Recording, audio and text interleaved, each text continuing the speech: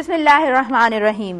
साहिब तुंहिंजी साहिबी अजब ॾिठी सूं पन ॿोड़ी पाताल में पढ़ण तारी तूं जेकर अची मूं त मेड़ियाई मान लहां। तूं हबीब तूं तबीब तूं दर्द जी दवा जानिब मुंहिंजे जीअ में आज़ार जा अनवा साहिब ॾे शफ़ा मियां मरीज़नि खे। अस्सलामु अलैकुम मुंहिंजा तमामु नाज़रीन, उमेद करियां थी तव्हां सभु बिल्कुलु ठीकु हूंदव। खोड़ सारी दुआऊं अवां सभिनीनि जे लाइ, नेक तमन्नाऊं अवां सभिनीनि जे लाइ। अवां जी पंहिंजी मेज़बान ताहिरा जोयो ऐं प्रोग्राम अवां जो पंहिंजो सुबुह मेहराण खणी हिन मंच ते हाज़िर आहियां। अवां सभिनीनि खे दिलि जी गहराई सां वेलकम चवां थी, भली कार चवां थी, हैव अ गुड मॉर्निंग ऐं सुबुह जो सलाम। सुबुह मेहरान जी हिन स्क्रीन तां अवां सभिनीनि ॾिसंदड़नि खे क़बूल पवे। अॼु जो ॾींहुं बेहद ख़ूबसूरत ॾींहुं ऐं हूअं बि जुमे जो ॾींहुं पाण सभिनीनि खे जॾहिं नसीबु थींदो आहे त पाण सभु we all are very lucky त असांखे हीउ ॾींहुं नसीबु थींदो आहे। हर ॾींहं जी पंहिंजी ख़ूबसूरती हूंदी आहे, हर ॾींहुं ख़ूबसूरत हूंदो आहे। अवां जेकॾहिं पाण सुठा आहियो, अवां जा कम सुठा आहिनि त पोइ हर ॾींहुं सुठो आहे, हर महल सुठी आहे, हर घड़ी सुठी आहे, अवां जो पल पल ख़ूबसूरत आहे जेकॾहिं अवां पाण सुठा इंसान आहियो त। हूअं बि सभु शयूं ठीकु आहे, सभु कम ठीकु आहिनि, पर थोरो इंसानु फोकस्ड हुजे त असां पाण छा करे रहिया आहियूं। हीअं आङुर खणणु ॾाढी सवली हूंदी आहे, पर हीअ विसरी वेंदो आहे त हीअ जेके पोयां वारियूं आङुरियूं हूंदियूं आहिनि न, उहे असां ॾे इशारो करे रहियूं हूंदियूं आहिनि, सवाल करे रहियूं हूंदियूं आहिनि त ॿिए ते ॻाल्हाइणु सवलो आहे, ॿिए खे चवणु सवलो आहे, ॿिए जे लाइ पंहिंजूं परसेप्शन्स रखणु सवलियूं आहिनि, एलिगेशन्स लॻाइणु, उहे सभु शयूं ईज़ी आहिनि, पर तव्हां पाण छा आहियो उहो असांखां विसरी वेंदो आहे। हिकु आईने जे अॻियां बीह इंसानु जॾहिं पंहिंजो पाण खे ॾिसंदो आहे न त पोइ थोरो रब जो शुक्र अदा करणु घुरिजे त रब साईं असांखे हिकु ख़ूबसूरत इंसानु ठाहियो आहे, पर असां छा करे रहिया आहियूं इहो वरी असां ते आहे।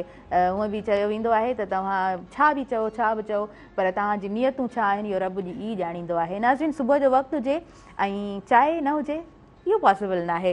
सुबुह मेहरान में भरपूर साथ मौजूदु आहे टपाल मेज़बान जो, ऐं टपाल मेज़बान सिंध जी नंबर 1 चांहि वापसि खणी आई आहे पंहिंजे सारिफ़ीन जे लाइ सभ खां वॾी कैंपेन। टपाल मेज़बान जश्न जमालो जो को बि पैकेट वठो, पंहिंजी मालूमात पैकेट ते ॾिनल कोपन में दाख़िल करे घर जे वेझो टपाल मेज़बान जश्न जमालो ड्रॉप बॉक्स में विझो ऐं तव्हां उन खां पोइ मौक़ो हासिलु करे सघो था। टीवी गेम शो टपाल मेज़बान जश्न जमालो में हिसो वठी सघो था ऐं तव्हां खटे सघो था खोड़ सारा इनामात। सो असांजी सुबुह मेहरान प्रोग्राम जो आगाज़ कुझु इन तरह थियो आहे ऐं टपाल मेज़बान जेसि ताईं सेट ते मौजूदु न हूंदी आहे त ईअं लॻंदो आहे त मॉर्निंग शो में कंहिं शइ जी कमी आहे ऐं उन शइ जी जॾहिं ॻाल्हि कयूं था त उहा टपाल मेज़बान चांहि आहे। हर घर में सुबुह जे टाइम ते जॾहिं तव्हां ॿाहिरि निकिरो था ब्रेकफास्ट करणु ॾाढो ज़रूरी हूंदो आहे, पर जेकॾहिं तव्हां थोरो लेट थी विया आहियो पर पोइ बि हिकिड़ो कप चांहि जो ज़रूरु पी ऐं पोइ तव्हां निकिरंदा हूंदव। मां ॻाल्हि कंदी आहियां पूरे ॾींहं जे स्केजुअल ऐं तमामु जेके असांजा कमकार हूंदा आहिनि, शाम जे टाइम ते बि जॾहिं असां वेहंदा आहियूं, फैमिली में बि जॾहिं असां वेहंदा आहियूं त कुझु स्नैक्स सां गॾो गॾु असां वटि चांहि बि मौजूदु हूंदी आहे।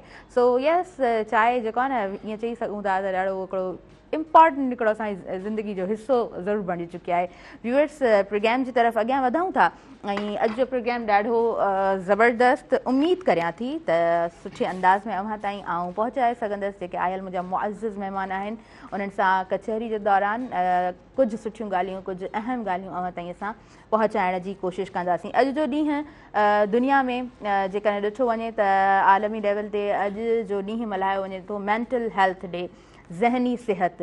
जॾहिं ज़हनी सिहत बाबति मां ॻाल्हाईंदी आहियां त कुझु असांजी सोसाइटी में कुझु बंदिशूं मूंखे नज़र ईंदियूं आहिनि, कुझु शयुनि ते ॻाल्हाइण जे लाइ अव्हांखे हिमत खपंदी आहे ऐं अव्हां वटि जेकॾहिं हौसलो आहे त उन्हनि तमामु शयुनि ते अव्हां नज़र बि रखंदा आहियो, उन्हनि शयुनि ते ॻाल्हाइण बि चाहींदा आहियो ऐं माण्हुनि ताईं हिकु सुठी ॼाण पाण वटि बि रखणु चाहींदा आहियो ऐं माण्हुनि ताईं बि जेका अव्हां वटि ॼाण आहे उहा पहुचाइण जी कोशिशि अव्हां कंदा आहियो त मूंखे लॻंदो आहे त इहो हिकिड़ो इंसान जो सुठो हिकिड़ो साइड आहे।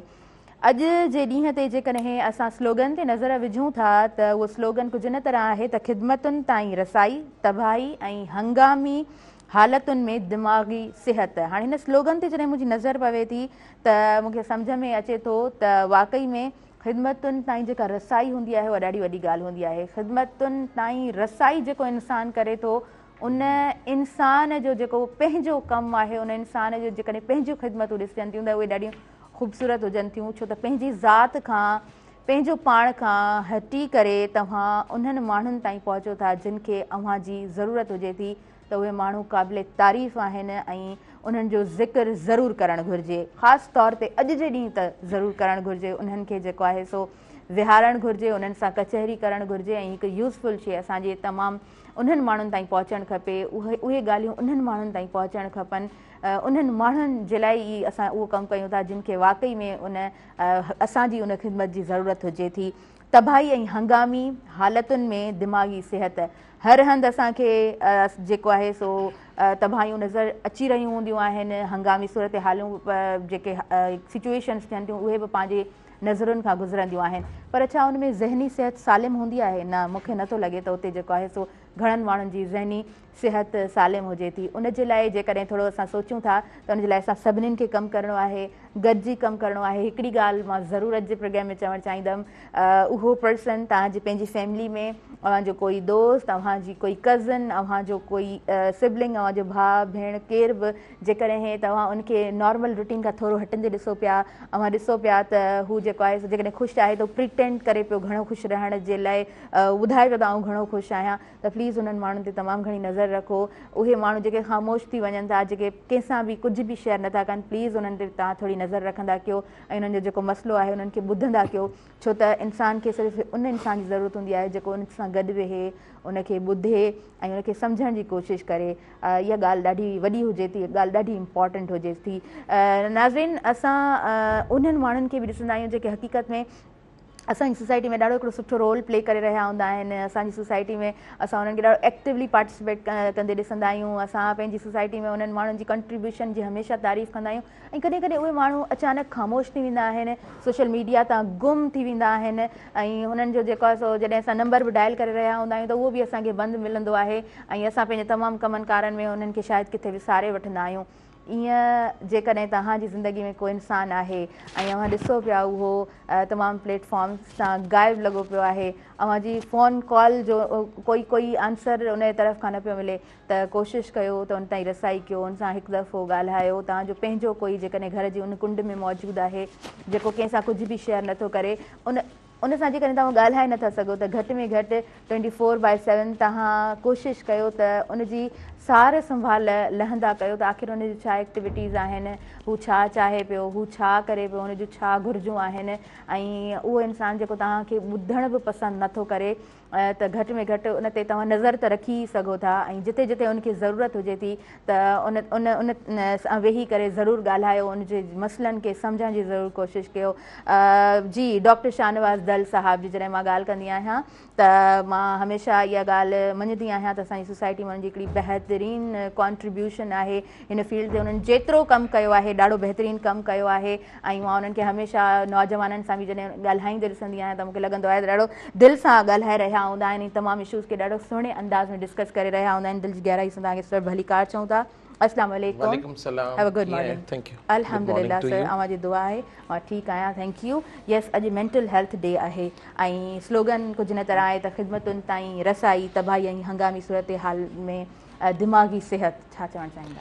बेसिकली ॾिसो, जॾहिं हीउ जेको 2024 जो साल हुयो, इहो जेको आहे न सो हिकिड़ी स्टडी आई हुई जंहिंजे मुताबिक़ जेको आहे न सो गर्म ऐं तूफ़ाननि वारो ऐं सैलाबनि वारो, ॿोॾनि वारो ऐं हंगामनि वारो साल हो। त हिन साल जो जेको थीम आहे उहो बि हिननि ईअं रखियो आहे त ख़िदमतनि ताईं पहुच कीअं ठाहिजे जॾहिं को माण्हू हंगामनि में हुजे, बहराननि में हुजे या जेको आहे न सो उहो तकलीफ़ुनि में हुजे, अहंजनि में हुजे, पोइ उहा लॾ पलाण हुजे, उहा माइग्रेशन हुजे ऐं उहा फोर्स्ड माइग्रेशन हुजे, आफ़तूं हुजनि, जंगियूं हुजनि, ॿोॾूं हुजनि या नेचुरल डिज़ास्टर्स हुजनि, जेके नेचुरल हैज़र्ड्स रिलेटेड डिज़ास्टर्स थींदा आहिनि उहे हुजनि। इन्हनि समूरनि शयुनि खे नज़र में रखंदे world federation for mental health ऐं WHO पंहिंजे कोऑर्डिनेशन, छो त वर्ल्ड मेंटल फॉर हेल्थ जेका आहे उहा 1948 खां वठी कमु करे पई ऐं 1992 खां इहो ॾींहुं हर साल मल्हायो वञे थो 10 अक्टूबर जे हवाले सां। त इहो थोरो तारीख़ी तस्सीह कंदा हलो, माना हुनखे पाण ॿुधाईंदा हलो पंहिंजे ॿुधंदड़नि खे, ॾिसंदड़नि खे। त चवण जो मक़सदु इहो आहे त हर साल हिकिड़ो सरनामो जारी थींदो आहे, पोइ सॼो साल जेको 365 ॾींहं आहिनि उहो उन सरनामे जे मथां ॻाल्हायो वेंदो आहे, उन सरनामे ते ई ॻाल्हायो वेंदो आहे ऐं उन ते कमु कयो वेंदो आहे। मक़ाला, तहक़ीक़ूं तहरीरूं ऐं उन खां पोइ सेमिनार, उन खां पोइ जेके एक्टिविटीज़ थियनि थियूं उहे समूरियूं एक्टिविटीज़ उन जे बेस ते हूंदियूं आहिनि। त हीउ जेको ॾींहुं आहे इहो इन जी हिकिड़ी ॿी ख़ासि ॻाल्हि इहा आहे त असां वटि ॾिसूं था त शहरनि में ज़हनी सिहत जूं सहूलियतूं मौजूदु आहिनि, पर ॿारहाड़ियुनि में, ॾुरान इलाइक़नि में, पहाड़ी इलाइक़नि में ऐं उन खां पोइ जेके जीअं गिलगित बल्तिस्तान थियो या सरहद जा इलाइक़ा थिया या जेके आहिनि ॿिया जेके फाटा जा इलाइक़ा थिया जेको हाणे त मर्ज थी चुको आहे, उन खां पोइ थर थियो, अछड़ो थर थियो, काछो थियो, पहाड़ी इलाइक़ा जेके आहिनि या जेके रेगिस्तानी इलाइक़ा आहिनि उते आऊं त हिकिड़ी ॻाल्हि वरी चवंदो आहियां त सॼे पाकिस्तान में 600 साढा 600 साइकेट्रिस्ट आहिनि ऐं 24 करोड़ जी आबादी आहे, त 5 लख ते बि हिकिड़ो साइकेट्रिस्ट कोन्हे। ऐं वॾनि शहरनि में असां वेठा आहियूं पर नंढनि शहरनि ताईं असांजी पहुच कोन्हे। WHO विच में छा कयो हो त 2015 खां वठी 2030 ताईं हिकिड़ो प्रोग्राम शुरू कयो, मेंटल हेल्थ गैप प्रोग्राम। उहो गैप जेको एक्शन प्रोग्राम हुयो उनजो मक़सदु इहो हो त जेके डिस्पेंसरीज़ आहिनि, जेके उते रूरल हेल्थ सेंटर्स आहिनि जेके ॿारहाड़ियुनि में आहिनि, उन्हनि जे डॉक्टरनि खे, उनखे असां चवंदा आहियूं प्राइमरी हेल्थ केयर, उन जी लेवल ते, छो त आउं उनजो सिंध जो कोऑर्डिनेटर आहियां WHO जो उन प्रोग्राम जो, ऐं 1600 डॉक्टर्स ऐं 1200 पैरामेडिक्स खे मूं अकेले माण्हू ट्रेनिंग ॾिनी आहे हैदराबाद में, कराची में, नवाबशाह में या मिठी में। त चवण जो मक़सदु इहो आहे त इहो हिकिड़ो वॾो प्रोजेक्ट हुयो जेको स्केल अप न थी सघियो ऐं पोइ उनजी को लाज़मी कुझु रीज़न्स हूंदियूं, डोनर जा पंहिंजा मसइला हूंदा आहिनि ऐं ग्राउंड रिलेटिव्स कुझु ॿियूं हूंदियूं आहिनि या इदारनि जा पंहिंजा कुझु मसइला हूंदा आहिनि, पर it was very expressive and extensive programme. उन में 10 बीमारियूं अहिड़ियूं हुयूं जिन जी असां ABC खां वठी Z ताईं डॉक्टर्स खे ऐं पैरामेडिक्स खे पढ़ायो हुते त फॉर द रेफरल पर्पज़। पोइ असां सेकेंडरी लेवल ते ऐं टर्शरी लेवल ते जेको आहे सो असां उन्हनि जो जेको आहे सो लिंकअप ठाहियो हो त जीअं जेकॾहिं को मिठी मां निकिरे थो या को अछड़े थर मां निकिरे थो, हथूंगे मां को निकिरे थो, या जेको आहे चूंडको मां को निकिरे थो, काछे मां को निकिरे थो, तोंग मां निकिरे थो, थाणे बुलाखान मां निकिरे थो, त उनखे पहिरीं हेल्प किथे मिलंदी। त इहो अॼु जे ॾींहं जे हवाले सां मूं थोरो ज़रूरी सम्झो त इन्हनि शयुनि खे असां थोरो लाइन अप करे वठूं। उनखां पोइ हीउ जेको ॾींहुं आहे इहो ॾींहुं बज़ाहिर त नज़र अचे थो त अॼु जो 10 अक्टूबर आहे ऐं अॼु जे ॾींहं खे रैलियूं थींदियूं, सेमिनार थींदा, मुंहिंजो हींअर हिकिड़ो लेक्चर बि आहे, उनखां पोइ रैली बि आहे। हा, थैंक यू। त उन हवाले सां पोइ उहो प्रोग्राम पंहिंजी जॻह ते आहे, पर हिनखे मूं तरजीह ॾिनी त हिते असांखे महिराण असांजो पंहिंजो पधर आहे ऐं खोड़ सारा नौजवान बि वेठा आहिनि ऐं लाज़मी अॼुकल्ह जेको आहे सो 65% जेको आहे सो यूथ जो कंपोनेंट आहे असांजे मुल्क में। त असां वटि थिए छा पियो त हीअ जेके आफ़तूं, बलाऊं, बहरान, हंगामा ऐं जेके डिज़ास्टर्स आहिनि उन्हनि जे करे सिधो सो ज़हनी सिहत ते असरु थो पए। ऐं त 4 शयूं हुन में काउंट कंदो आहियां, जिस्मानी सिहत, नफ़्सियाती सिहत, समाजी सिहत ऐं इक़्तिसादी सिहत। जॾहिं घर डहे थो, पाणी अची थो वञे, जीअं ताज़ो मिसाल आहे ॿोॾाई जेका पंजाब में जेको इंडिया पाणी छॾियो या पाणी लोड़े छॾियो, असां ॾे मोकिले छॾियो, त उनखां पोइ हिकिड़ो वॾो डिज़ास्टर डेवलप थियो। ऐं असां छा कंदा आहियूं, असां थर्ड वर्ल्ड कंट्री आहियूं, असां वटि प्रिपेयर्डनेस न हूंदी आहे। कोविड हुजे, का वबा हुजे या चिकनगोनिया हुजे या डेंगी हुजे, असां वटि प्रिपेयर्डनेस न हूंदी आहे।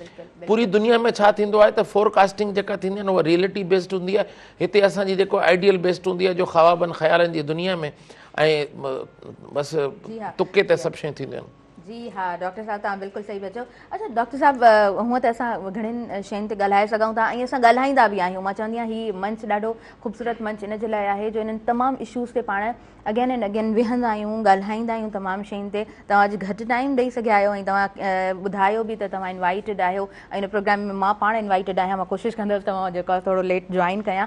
सो तव्हां लास्ट में छा मैसेज ॾींदा?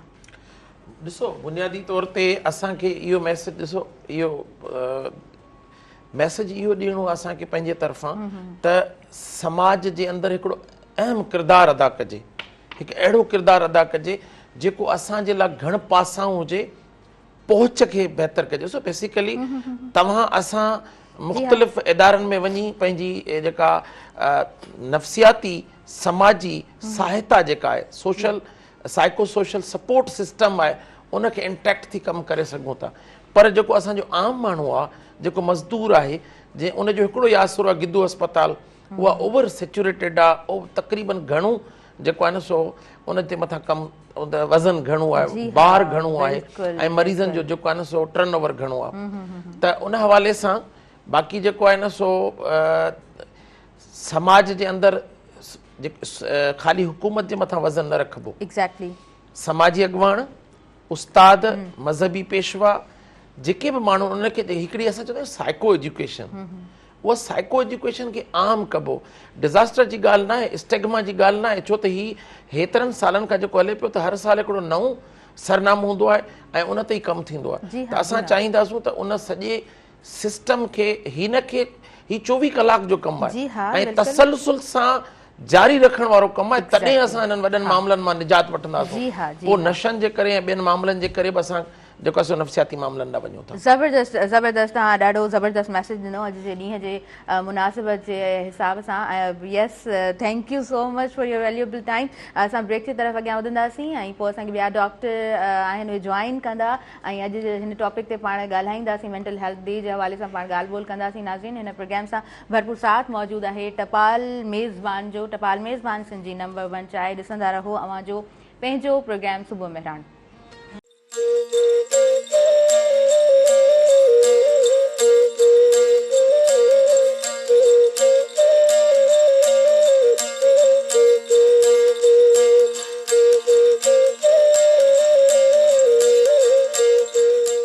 नाज़रीन, सभिनी ॾिसंदड़नि खे आऊं ॿीहर भरी कार चवां थी अव्हां जे पंहिंजे प्रोग्राम सुबुह मेहरान में। नंढो ब्रेक हुयो ऐं ब्रेक खां पोइ असां वापसि अची चुका आहियूं। सुबुह मेहरान प्रोग्राम में भरपूर साथ मौजूदु आहे टपाल मेज़बान जो। टपाल मेज़बान सिंध जी नंबर 1 चाहे प्रोग्राम जी तरफ़ अॻियां वधूं पिया। अॼु प्रोग्राम ॾाढो ज़बरदस्त आहे ऐं महिमान जॾहिं प्रोग्राम में घणा हुजनि था त मूंखे अञा वधीक सुठो लॻंदो आहे।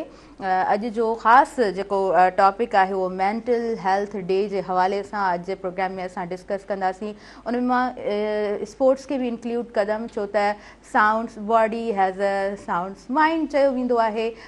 जॾहिं असां ज़हनी सिहत जी ॻाल्हि कंदा आहियूं त ज़ाहिरी ॻाल्हि आहे जिस्मानी सिहत ते बि उन ई तरह असांखे फोकस्ड रहणो हूंदो आहे। उन ई तरह असांखे ज़हनी सिहत बाबति बि सोचणो हूंदो आहे, कमु करिणो हूंदो आहे। पंहिंजो पाण खे फिट रखण जे लाइ ॿई शयूं जेको आहे न ॾाढियूं ज़रूरी हुजनि थियूं। जिते तव्हां जिस्मानी सिहत जे बारे में कॉन्शियस हुजो था, ओतिरो ई ज़हनी सिहत जे मामलनि में बि माण्हू खे जेको आहे न कॉन्शियस हुजणु घुरिजे। उनखां अलावा जनाब प्रोग्राम में अॼु जा जेके आयल मुंहिंजा मुअज़्ज़िज़ महिमान आहिनि उन्हनि जो मां तारीफ़ कराईंदमि। पाण जनाब चेयरमैन आहिनि सेक्रेटरी डिपार्टमेंट लम्स जा जमील जुनेजो साहब। डॉक्टर साहब तव्हांखे भली कार चऊं था। अस्सलामु अलैकुम, हैव अ गुड मॉर्निंग। कीअं आहियो, ठीकु आहियो? अल्हम्दुलिल्लाह, माशाअल्लाह जी, ज़बरदस्त। जनाब ॿियो नंबर सीट ते मूंसां SM नदीम साहब मौजूदु आहिनि। गवर्नमेंट कॉलेज एजुकेशन डिपार्टमेंट सां संदन वाबस्तगी आहे। स्पोर्ट्स जे हवाले सां उन्हनि सां अॼु प्रोग्राम में ॻाल्हि ॿोल कंदासीं। ॾाढी ज़बरदस्त ॻाल्हि आहे, ख़ुशी जी ॻाल्हि आहे त पाण डायरेक्टर एजुकेशन पहिरीं जेको आहे उन्हनि जी पोस्ट हुई, हाणे senior director education in 18 grade पाण खे संदन खे प्रमोशन मिलियो आहे। तव्हांखे ख़ूब सारी मुबारकूं बि ॾींदासीं। गुड मॉर्निंग, तव्हांखे वेलकम चऊं था। कीअं आहियो, ठीकु आहियो? माशाअल्लाह जी। संदन फर्ज़ंद असांजे प्रोग्राम में मौजूदु आहिनि ऐं स्पोर्ट्स जी दुनिया जे अंदरि उन्हनि खे जॾहिं असां ॾिसंदा आहियूं त पाण तमामु सुठा रांदीगर आहिनि ऐं क्रिकेट ॾाढी सुठे अंदाज़ में पाण जेको आहे सो खेॾंदा आहिनि। सैयद मोहम्मद फ़हद, तव्हांखे भली कार चऊं था। अस्सलाम वालेकुम, कैसे हैं आप? ठीक हैं माशाल्लाह जी, ज़बरदस्त। फ़हद में आपकी एक्टिविटीज़ देखती हूँ, आपकी एक्टिविटीज़ बहुत अच्छी हैं माशाल्लाह से। उनखां अलावा जनाब असांजे प्रोग्राम में अॼु जुमे जो ॾींहुं बि आहे ऐं जुमे जे ॾींहं जे हवाले सां बि असां जेको आहे सो प्रोग्राम में हिकिड़ो टचअप रखंदा आहियूं। अव्हांखे ख़बर आहे त पूरे हफ़्ते जा प्रोग्राम्स सां हिक ॿिए जे पोयां डिफरेंट टॉपिक्स हुजनि था ऐं उनखां पोइ जुमे जो जॾहिं ॾींहुं हूंदो आहे त उन हवाले सां बि प्रोग्राम जो हिसो असां वटि मौजूदु रहे थो। सुबुह मेहरान प्रोग्राम में नाले मिठो मैसर साहिबु असां सां गॾु मौजूदु आहिनि ऐं ॾाढा ज़बरदस्त पाण नातख़्वान आहिनि। समूरी सिंध में जेको आहे उन्हनि जो हिकिड़ो पंहिंजो नालो आहे, पंहिंजी नातख़्वानी जे हवाले सां ॼाता ई सुञाता वञनि था। तव्हां कीअं आहियो, ठीकु आहियो? अल्हम्दुलिल्लाह, माशाअल्लाह जी, ज़बरदस्त ज़बरदस्त। जमील जुनेजो साहब, तव्हांजी तरफ़ अॻियां वधणु चाहींदमि। मेंटल हेल्थ डे अॼु दुनिया में सेलिब्रेट थिए पियो। डिफरेंट जेको आहे सो असां सेमिनार्स बि ॾिसंदासीं, अॼु डिफरेंट ट्रेनिंग्स बि हूंदियूं, लेक्चर्स बि हूंदा ऐं जेको आहे सो असां इन टॉपिक ते मुख़्तलिफ़ माण्हुनि खे ॻाल्हाईंदे बि ॾिसंदा आहियूं। पर अॼु जो जेको ॾींहुं आहे हिनखे तव्हां कीअं ॾिसो था? Thank U Mehran TV also. सभ खां पहिरियां ऐं इन पंहिंजी ॻाल्हि जी शुरूआत ईअं कंदसि। 10 अक्टूबर जेको आहे उहो सॼी दुनिया में जेको आहे ज़हनी सेहत जे हवाले सां या अवेयरनेस जे हवाले सां वर्ल्ड मेंटल हेल्थ डे जे तौर ते सेलिब्रेट थींदो आहे। 1992 खां वठी हिकिड़ी एसोसिएशन आहे, उनखे चवंदा आहिनि world federation for mental health, ऐं वर्ल्ड हेल्थ ऑर्गेनाइज़ेशन जो हिकिड़ो गॾियल थीम हूंदो आहे हर साल जे लाइ, जो हिन साल जो थीम आहे वो आहे त भई जेका आहे वो access to mental health in the times of the catastrophic and emergencies. हाणे ॾिसणो इहो आहे त तबाहीन ऐं एमरजेंसी जे ज़माने में जेका ज़हनी सिहत आहे उन ताईं कीअं रसद मुमकिन करे सघिजे थी। हिन ॾींहं खे सेलिब्रेट करण जो मतिलबु हूंदो आहे त पहिरीं त असां उन स्टिग्मा खे घटायूं जेका ज़हनी सिहत सां जुड़ियल आहे। ॾिसो जेकॾहिं अखि में मोतियो आहे त माण्हू फौरी तौर ते डॉक्टर वटि पहुचे थो ऐं हिकिड़ो मेडिकल साइंस जे मुताबिक़ जेको आहे न उहो इलाज ताईं जेको आहे उनजी एक्सेस हुजे थी। अहिड़े नमूने सां जेकॾहिं इंसान जो हॾो झुरी पवे, उनखे इंजरी थी पए त उहो फौरी तौर ते आर्थोपेडिक सर्जन वटि वेंदो, शर्माईंदो कोन। पर जॾहिं ज़हनी सिहत जा मसइला ईंदा असांजी सोसाइटी में, पोइ चाहे उहो एंज़ाइटी हुजे, डिप्रेशन हुजे या ड्रग रिलेटेड हुजे या स्किज़ोफ्रेनिया हुजे, न सिर्फ़ु मरीज़ पर उन जूं फैमिलीज़ बि कीबाईंदियूं त असां आख़िर साइकेट्रिस्ट वटि छो वञूं। उन खां पहिरीं असांजे मुआशरे में जेको आहे उन्हनि सभिनीनि शयुनि खे असर, नज़र, सहर ऐं जादू सां मनसूब कयो वेंदो आहे। उन जे लाइ जेके रस्तो अख़्तियार कयो वेंदो आहे उहो गैर जेको आहे न उहो साइंसी हूंदो आहे। मुंहिंजो हिन फोरम सां, हिन जेका तव्हांजो जेको प्रोग्राम आहे उनजी तवज़ो सां जिते जिते मुंहिंजो आवाज़ु पहुची रहियो आहे उन्हनि ऐं सभिनीनि इंसाननि ताईं हिकिड़ो मैसेज पहुचाइणु चाहींदुसि। उहो मैसेज इहो आहे त जेका ज़हनी सिहत आहे उहा एतिरी अहम आहे, एतिरी ज़रूरी आहे जेतिरी की तव्हां पहिरीं चयो प्रोग्राम में जिस्मानी सिहत। हाणे हिकिड़ी healthy mind in the body, इन हेल्दी माइंड इन बॉडी, या वाइस वर्सा जेको आहे न मतिलबु healthy body in healthy mind, हिकिड़ो अहिड़ो कॉन्सेप्ट आहे दुनिया में जेके असां कॾहिं बि ज़हनी सिहत खे जिस्मानी सिहत खां अलॻि नथा करे सघूं। हाणे जेका सम्झाइण जी ॻाल्हि आहे, जेका तमामु आसान लफ़्ज़नि में आहे, उहा इहा आहे त जेके जिस्मानी बीमारियूं हूंदियूं आहिनि उन जूं हिकिड़ी ख़ासि जेको आहे न उहो कैटेगराइज़ेशन हूंदी आहे या अलामतूं हूंदियूं आहिनि जेके फौरी तौर ते सुञाण में अची बि वेंदियूं आहिनि। ऐं आम जेको असांजो ट्रेन डॉक्टर आहे, जनरल प्रैक्टिशनर आहे, फैमिली फिज़िशियन आहे, उहो उनखे मैनेज बि करे वठंदो आहे। ऐं कुझु टेस्टुनि सां उहे बीमारियूं ज़ाहिर बि थींदियूं आहिनि, जीअं मुदे जो बुख़ारु आहे, जीअं मलेरिया आहे। पर जेके ज़हनी बीमारियूं हूंदियूं आहिनि उन्हनि खे शनाख़्त करणु, उनखे डायग्नोस करण जे लाइ स्पेशलिस्ट डॉक्टर हुजनि था, जिन खे साइकेट्रिस्ट चइजे थो। ऐं उन्हनि खे असांखे शर्मिंदो न थियणु घुरिजे जॾहिं असां पंहिंजे आस पास के अहिड़े माण्हू खे ज़हनी सिहत बिल्कुलु जमील जुनेद साहब, ॾाढी ज़बरदस्त, ॾाढे ख़ूबसूरत अंदाज़ में तव्हां ॻाल्हायो आहे। ॾाढो ज़बरदस्त हिकिड़ो स्टार्टिंग में मैसेज असांजे तमामु व्यूवर्स ताईं पहुतो आहे। मां ॼाणां थी त अॼु जा तमामु असांजा व्यूवर्स आख़िर ताईं प्रोग्राम खे वॉच कंदा। लाइव कॉलर आहिनि, उन्हनि खे प्रोग्राम में मां शामिल कयां थी। हलो जी, अस्सलाम वालेकुम। वालेकुम सलाम जी, मंजूर कुमार उमरकोट खां। मुंहिंजो साईं जमील सुमरो खां हिकिड़ो क्वेश्चन आहे अॼोके मेंटल हेल्थ जे हवाले सां। जी जी मंजूर भाउ खे मां भली कार चवां थी। कीअं आहियो तव्हां? ठीकु आहियो? जी जी बिल्कुलु ठीकु। ज़बरदस्त। ओके जी, तव्हांजो जेको सवाल आहे उहो तव्हां सवाल पुछी सघो था। जी, मुंहिंजो साईं जमील सुमरो सां क्वेश्चन आहे त आलमी सतह ते जेका ज़हनी सिहत जे मसइलनि खे हल करण में टेक्नोलॉजी हिन वक़्त ताईं कहिड़ो रोल प्ले कयो आहे, इन हवाले सां? जी ओके जी, ओके, थैंक यू तव्हां मंजूर प्रोग्राम में शामिल थियो। जी डॉक्टर साहब। तमामु अहम सवाल आहे। ॾिसो, जंहिं ज़माने में असां वेठा आहियूं उते डिजिटलाइज़ेशन हिकिड़ो पूरी इरा आहे ऐं उन में यकीननि जेका मेंटल हेल्थ सर्विसिस आहिनि उन सां बहितर थियूं आहिनि। मतिलबु उन सभिनी इलाइक़नि में जिते ज़हनी सिहत जा माहिर डॉक्टर मौजूदु कोन्हे या ज़हनी सिहत सां रिलेटेड जेका अलाइड मेडिकल या पैरामेडिक्स अवेलेबल कोन्हे, उते तव्हां सिर्फ़ु हिकिड़े वीडियो कॉल जे वसीले सां माण्हुनि जी रहनुमाई करे सघो था। इहे तजुर्बा न सिर्फ़ु दुनिया में थिया आहिनि आलमी सतह ते, पर असां वटि लोकल जेको असांजो इंस्टीट्यूट आहे उहो बि थरपारकर जे अंदरि इन क़िस्म जूं सर्विसिस ॾींदो रहियो आहे। त असां लिंकअप थींदा आहियूं हफ़्ते में 1 भेरो या 2 भेरो पंहिंजी ई क्लिनिक सां। ऐं उते जेके मौजूदु जेके जनरल कैडर जा डॉक्टर्स आहिनि या पैरामेडिक्स आहिनि उहे असांखे हिकिड़ो केस प्रेज़ेंट कंदा आहिनि, मरीज़ खे साम्हूं विहारींदा आहिनि, असां ॻाल्हि ॿोल कंदा आहियूं, उन्हनि जी मदद कंदा आहियूं। त ऑलरेडी असांजी गवर्नमेंट ऑफ सिंध इहो इनिशिएटिव वठी चुकी आहे ऐं असां कुझु पायलट प्रोजेक्ट इन ते करे चुका आहियूं। यकीननि टेक्नोलॉजी जो रोल आहे, जेकॾहिं इनखे अञा स्ट्रेंथन कयो वञे त असां हर जाइ ते थ्रू दिस टेक्नोलॉजी पंहिंजूं सर्विसिस पहुचाए सघूं था। ज़बरदस्त ज़बरदस्त। अच्छा डॉक्टर जमील जुनेद साहब, असां वटि जेकॾहिं असां ॻाल्हि कयूं था थरपारकर जी या उहे एरियाज़ जेके बैकवर्ड एरियाज़ सॼा वञनि था, अॼु बि उते सहूलतूं कोन आहिनि, उते असांखे रेशो मिली रहियो हूंदो आहे, माण्हू सुसाइड करे रहिया हूंदा आहिनि। छा वजह आहे? छा असां वटि कमु नथो थिए?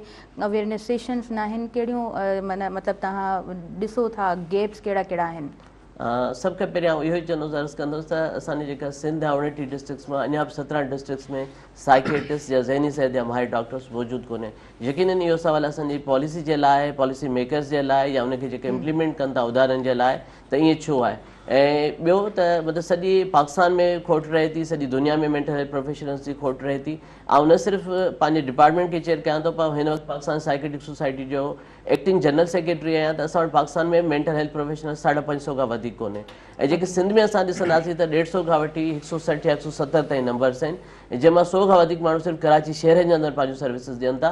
त हिकिड़ो वॾो फ्लॉज़ आहे। जीअं तव्हां चयो त इहो जेको गैप आहे इहो कीअं फिल थींदो, त असांखे अल्टरनेटिव्स त सोचणो पवंदो। त एतिरा जल्दी एतिरा माण्हू प्रोड्यूस न थी सघंदा, त असांखे पंहिंजो जेको जनरल प्रैक्टिस जो डॉक्टर आहे या फैमिली फिजिशियन आहे उनखे ट्रेनिंग्स करणो पवंदो। इहो इनिशिएटिव्स पहिरीं असां थरपारकर में वठी चुका आहियूं। त 200 डॉक्टरनि जी ट्रेनिंग कुझु साल पहिरीं थी, जंहिंमें कराची जी जेका जिन्ना जेका आहे मतिलबु institute of Jinnah post graduate institute जी फैकल्टी चऊं असां जिन्ना सिंध यूनिवर्सिटी जी ऐं लियाकत यूनिवर्सिटी जी फैकल्टी ते 200 डॉक्टर्स खे ट्रेन कयो। सवाल आयो सुसाइड जो, तव्हां इहो अर्ज़ु कंदा त सुसाइड जेको आहे उहो मल्टी डायमेंशनल जेका आहे न उहा हिकिड़ो मतिलबु इशू आहे। उनखे तव्हां बायोलॉजिकल साइकोलॉजिकल सोशल कॉन्टेक्स्ट में सम्झी सघो था। उहो न सिर्फ़ु थरपारकर में थिए थो पर जेका असांजी वॾी स्टडी आहे जंहिंमें असां 2015 खां 2020 ताईं जेके केस रिपोर्ट कया डॉक्यूमेंटेड केसिस आहिनि सॼी सिंध में, त उन थरपारकर खां पोइ बदीन सांगड़ मिरपुर ख़ासि उमरकोट में चङा ख़ासा नंबर आहिनि जिन माण्हू सुसाइड कई आहे। हाणे उनजो रीज़न्स छा आहे, कारण छा आहे, अवेयरनेस छा आहे, त सभ खां पहिरीं जेको आहे न सिर्फ़ु उहो सोशली आइसोलेटेड इलाइक़े में रहंदड़ माण्हू आहिनि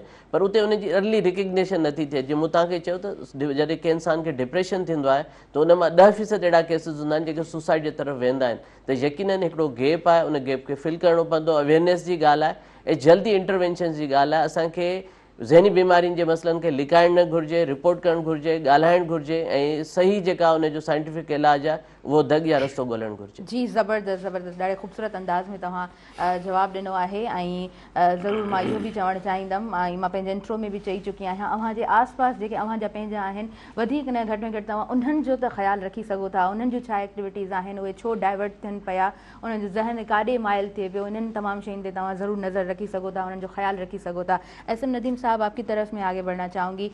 मेंटल हेल्थ डे के हवाले से ही हम बात करेंगे। मैं चाहूँगी कि गेमिंग का, स्पोर्ट्स का कितना रोल है इंसान को, दोनों साइड्स इक्वल रखना बहुत ज़्यादा ज़रूरी होती हैं। हाँ देखें, बिल्कुल हमारी अगर फिज़िकल एजुकेशन की डेफिनेशन आप देखें तो उसमें जिस्मानी, जहनी, रूहानी और माशरती और सेहत के बारे में जो है हमें पढ़ाया जाता है। कि आप ये देखें कि जो अभी डॉक्टर साहब ने भी बताया, आपने भी जिक्र किया कि sound body has a sound mind, ठीक है ना, कि एक अच्छा जिस्म जो वो अच्छा दिमाग रखता है, तरोतवाना दिमाग रखता है। तो आप अगर जैसे डॉक्टर साहब ने कहा सहूलतें मौजूद नहीं है मुख्तलिफ जगहों पर, 17 डिस्ट्रिक्ट ऐसे हैं जहाँ पर जो है वो साइकेट्रिस्ट मौजूद नहीं है। तो आप और कुछ नहीं करें, आप जो डेली रूटीन में अपनी जो है वो फिज़िकल एक्टिविटी करें, उसमें 40 मिनट वॉक जो है वो आपको डिप्रेशन, एंजाइटी, काफ़ी चीज़ों से आपको बचाएगी। आप 40 मिनट वॉक करते हैं तो ये फिज़िकल एक्टिविटी का बहुत ज़्यादा, फिज़िकल एजुकेशन का बहुत ज़्यादा रोल है ऐसे मरीज़ों के लिए जो जहनी तौर पर डिस्टर्ब रहते हैं। लेकिन असल चीज़ क्या होती है कि जैसे आपने भी कहा कि जो है वो उनके साथ बात करें, इंटरमिंगल हो जाएं, उनको जो है वो किसी न किसी एक्टिविटी में लगाएं। जब इंसान फारिग होता है तो फिर ये सोच आती है, जब ये सोच आती है तो फिर वो जाके बिल्कुल जो वो एक्सट्रीम लेवल पर चले जाते हैं, जिसकी वजह से जो वो कोई ऐसे स्टेप ले लेते हैं सुसाइड वगैरह या इस किस्म की चीज़ें। जब उनको कंपनी मिलती है या टाइम मिलता है या आप उनकी सोच को डाइवर्ट कर लें तो जो है वो बिल्कुल जो है वो अपने दोबारा उसी लेवल पर आ जाएंगे जो एक नॉर्मल आदमी ज़िंदगी गुजार रहा होता है। तो मेरा मानना ये है कि अगर आपके पास सहूलतें मौजूद नहीं हैं तो आप जो है फ़िज़िकल एक्टिविटी करें और आप देखेंगे कि इंशाल्लाह जो है उससे बहुत ज़्यादा जो है फ़ायदा होगा। और न सिर्फ फ़ायदा होगा, आप जो है वो जिस्मानी तौर पर भी जो है सेहतमंद नज़र आएंगे। जी ज़बरदस्त ज़बरदस्त, इलाही ख़ूबसूरत अंदाज़ में तव्हां भी आंसर कयो आहे। असां फ़हद तव्हांजी तरफ़ अॻियां वधंदासीं। फ़हद, मैं आपसे पूछना चाहूँगी, जब हम स्पोर्ट्स की बात करते हैं तो आप क्या समझते हैं कि जब हम जिस्मानी और जहनी सेहत दोनों को देखते हैं तो किस तरह फिट रहती है स्पोर्ट्स के अंदर? पहले तो शुक्रिया, आपने मुझे मौका दिया। और क्या कहते हैं, स्पोर्ट्स से खेलने से काफ़ी चीज़ होती हैं, आप बीमारी से बच जाते हैं और दीगर जो एक्टिविटी ख़राब होती है, नशा हो गया और जैसे सोहबत, दोस्ती यारी, इनसे बचते हैं। फिर एक बंदा डिसिप्लिन लाइफ में आ जाता है। सुबह फजर की नमाज़ पढ़नी होती है, उठ के ट्रेनिंग करनी होती है, उसके बाद प्रैक्टिस करनी होती है। आपको एक पूरा दिन का शेड्यूल मिला हुआ था, मुझे ऐसे ऐसे चलना है। तो ई स्पोर्ट्स से ये भी काफ़ी चीज़ें मिलती हैं और मेंटली स्ट्रॉन्ग भी होता है। जी बिल्कुल बिल्कुल, आपने सही कहा, राइट टाइम पे राइट डिसीजन वो इंसान ले सकता है। फ़हद, किस तरह इंटरेस्ट पैदा हुआ कि स्पोर्ट्स की तरफ जाना है? मेरा इंटरेस्ट ऐसे हुआ, बाबा खुद स्पोर्ट्स में हैं, तो वालदा भी इंटरनेशनल एथलीट हैं, वो भी स्पोर्ट्स में ही हैं। तो मैं छोटा था, बाबा ग्राउंड जाते थे तो उनके साथ जाता था। तो वहाँ से बस मुझे भी शौक़ चढ़ा, बाबा की ख्वाहिश भी थी एक आप क्रिकेटर बनो, तो बस मैंने बोला ठीक है, तो फिर मैं क्रिकेट खेलने लग गया। तो अल्लाह का शुक्र है मैं क्रिकेट खेल रहा हूँ और रीजन लेवल पे भी खेला हूँ, सिंध लेवल पे भी खेला हूँ। तो अभी एसपीएल हुई थी सिंध प्रीमियर लीग, वो भी खेला था। तो मेहनत कर रहा हूँ इंशाल्लाह। ज़बरदस्त, माशाल्लाह जी माशाल्लाह। मैं पहले भी कह चुकी हूँ कि आपकी एक्टिविटीज़ मेरी नज़र से गुजरती हैं, आपकी बहुत अच्छी एक्टिविटीज़ हैं। पूरा प्रॉपर स्केड्यूल किस तरह होता है फ़ाद आपका? मैं 3 उसमें सेशन में ट्रेनिंग करता हूँ। फजर में मैं फिटनेस ट्रेनिंग करता हूँ। उसके बाद मेरे कोच हैं नाजिम अब्बासी, जो मुझे रोबो आर्म पे कराते हैं पर्सनल, तो 1 to 1, तो उनके पास जाता हूँ। फिर उनसे मैं प्रैक्टिस करता हूँ 2 बजे से शाम 5 बजे तक, 6 बजे तक। फिर ड्रिल कर लेता हूँ 1 घंटा। उसके बाद मैं जिम टाइम होता है तीसरा जो मेरा मरहला है, फिर मैं जिम में जाके कम वेट में रिपीटेशन ज़्यादा करता हूँ। इससे ये मेरे जो मसल्स हैं वो क्विक रहें, और अपना ये मेरी रूटीन है डेली। ज़बरदस्त। अच्छा, आपकी डाइट क्या होती है? डाइट यही होती है, कोशिश मेरी होती है डाइट में कम ही करूँ, बस जो चीज़ घर में बनती है या खाते हैं, क्योंकि हम इस लेवल पे इतनी मेहनत कर देते हैं, हम डाइट करते हैं क्योंकि हमें 3 रोज़ा मैचेस खेलने होते हैं, उसके अलावा पूरा दिन ग्राउंड में रहना होता है। ख़ासतौर पर मेरे लिए, मैं तो कीपर भी हूँ और एज आ ओपनर भी हूँ, तो मेरे लिए थोड़ा टफ टाइम होता है। तो इसलिए डाइटिंग तो मैं इतनी नहीं करता, बस ये होता है जो अच्छी ग़िज़ा होती है कोशिश करता हूँ बोलूँ जिससे मुझे फ़ायदा दे। ओके जी, ज़बरदस्त ज़बरदस्त। नाज़रीन, असां अॻियां वधूं था। न्यूज़ ब्रेक जो टाइम थी वियो आहे ऐं सुबुह मेहरान प्रोग्राम में भरपूर साथ मौजूद आहे टपाल मेज़बान जो। टपाल मेज़बान जश्न जमालो टीवी शो हाणे थींदो तव्हांजनि पंहिंजनि शहरनि में, तव्हां खटे सघंदा खोड़ सारा क़ीमती इनामात। न्यूज़ ब्रेक जी तरफ़ अॻियां वधूं था ऐं पोइ वरी कंटिन्यू कयां थी अव्हांजो पंहिंजो प्रोग्राम सुबुह मेहरान।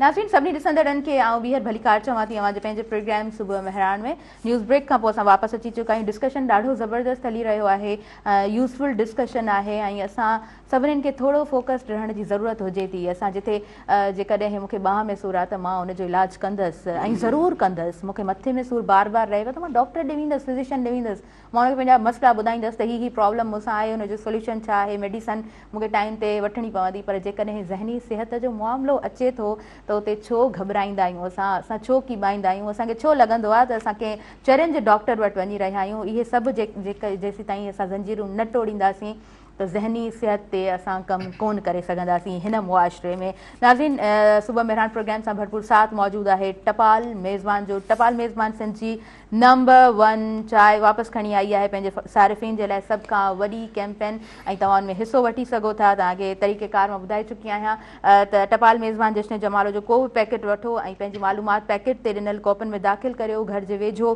टपाल मेज़बान जश्न जमालो जो ड्रॉप बॉक्स में विझो ऐं मौक़ियो हासिलु कयो। टीवी गेम शो टपाल मेज़बान जश्न जमालो में हिसो वठो ऐं खोड़ सारा क़ीमती इनामात तव्हां हासिलु करे सघो था। अॻियां वधूं था। जुमे जो ॾिहाड़ो आहे ऐं जुमे जे हवाले सां प्रोग्राम में असांजो कोशिशि हूंदी आहे त असां उन ई हवाले सां प्रोग्राम खे बि गॾोगॾु खणंदा हलूं। नाले मिठो मैसर साहिबु जनाब सां गॾु मौजूदु आहिनि, तव्हां खां नातिया कलाम ॿुधंदासीं। जी बिस्मिल्लाह। सल्ले अला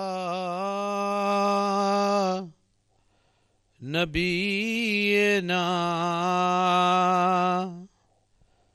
सल्ले अला मुहम्मदिन।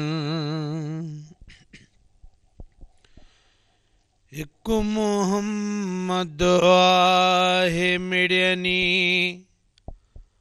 हुस्न वारन में हसीन। एक मुहम्मद आहे मिड़नी हुस्न वारन में हसीन। वमार सलनाक इल्ला रहमतल लिल आलमीन। एक मुहम्मद आहे मिड़नी हुस्न वारन में हसीन। एक मुहम्मद आहे मिड़नी। कुल हिस्सा प्यारे हुस्न जा था लिखन चाली हवा हिकु मिलियो यूसुफ खे बाक़ी ॿिया 39 हवा से मोहम्मद खे मिलिया सभु मुहब थियो नूरुल मुबीन हिकु मोहम्मद आहे मिड़नी हुस्न वारनि में हसीन वमार सलना कल्ला रहमतल लिल आलमीन हिकु मोहम्मद आहे मिड़नी सूंह यूसुफ जी ॾिसी थे औरतुल हथ जान क्या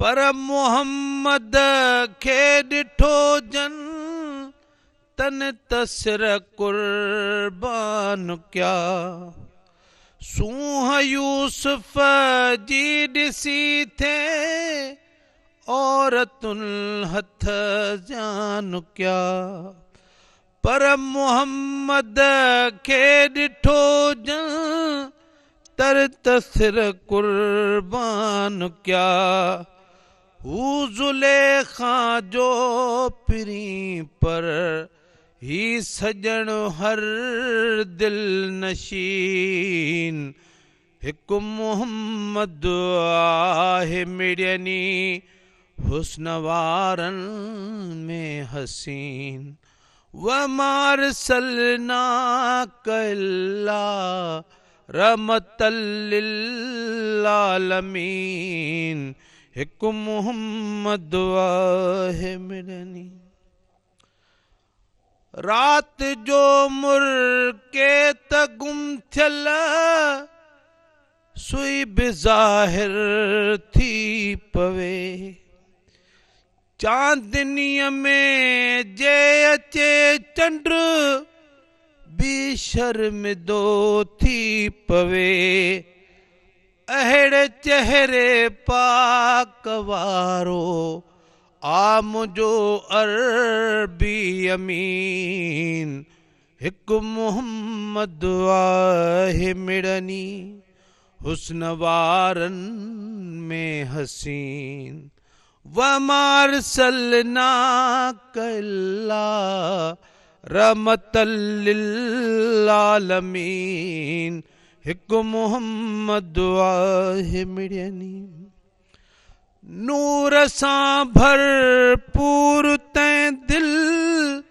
दार जी तस्वीर हुई छा चवां रुतबो ख़ुदा जे प्यार जी तस्वीर हुई जंहिं ॾिठो तंहिं आका ते कलमो पढ़ी आंदो यकीन हिकु मोहम्मद आहे मिड़नी हुस्न वारनि में हसीन वमार सलना कल्ला रहमतल लिल आलमीन हिकु मोहम्मद आहे मिड़नी ऐ महेसर ईद थी वई जो मिलियो आली जनाब जंहिंजे ज़ियारत करण सां थिए हज अकबरीअ जो थो सवाब ऐ मयसर ईद थी वई जो मिलियो आली जनाब जंहिंजे ज़ियारत करण सां हज अकबरीअ जो थिए सवाब आ गुलाम नबी असांजो दिलरुबाई मान दीन हिकु मोहम्मद आहे मिड़नी हुस्न वारन में हसीन व मारसलना कल्ला रहमतल लिल आलमीन हिकु मोहम्मद आहे मिड़नी। सुभान अल्लाह, माशाअल्लाह माशाअल्लाह, इंतहाई ख़ूबसूरत कलाम गुलाम नबी मैसर साहब जिन जो लिखियल ही कलाम ऐं उन्हनि जे फर्ज़ंद नाले मिठे मैसर साहब ॾाढे ख़ूबसूरत अंदाज़ में पढ़ियो आहे ऐं बिल्कुलु इन महफ़िल में सुरूर छाइजी वियो आहे। असां टॉपिक जी तरफ़ अॻियां वधंदासीं। डॉक्टर जमील जुनेजो साहब मौजूदु आहिनि, चेयरमैन सेक्रेटरी डिपार्टमेंट लम्स।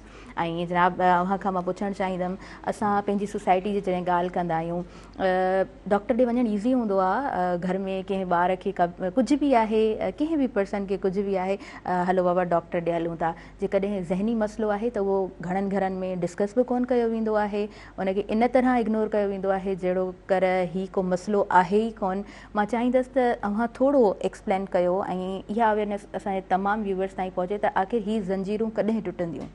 हाँ ॾिसो, शुरू खां वठी जेका स्पेशलिटी आहे साइकेट्री जी, उनखे मुआशरे सम्झो ई कोन्हे।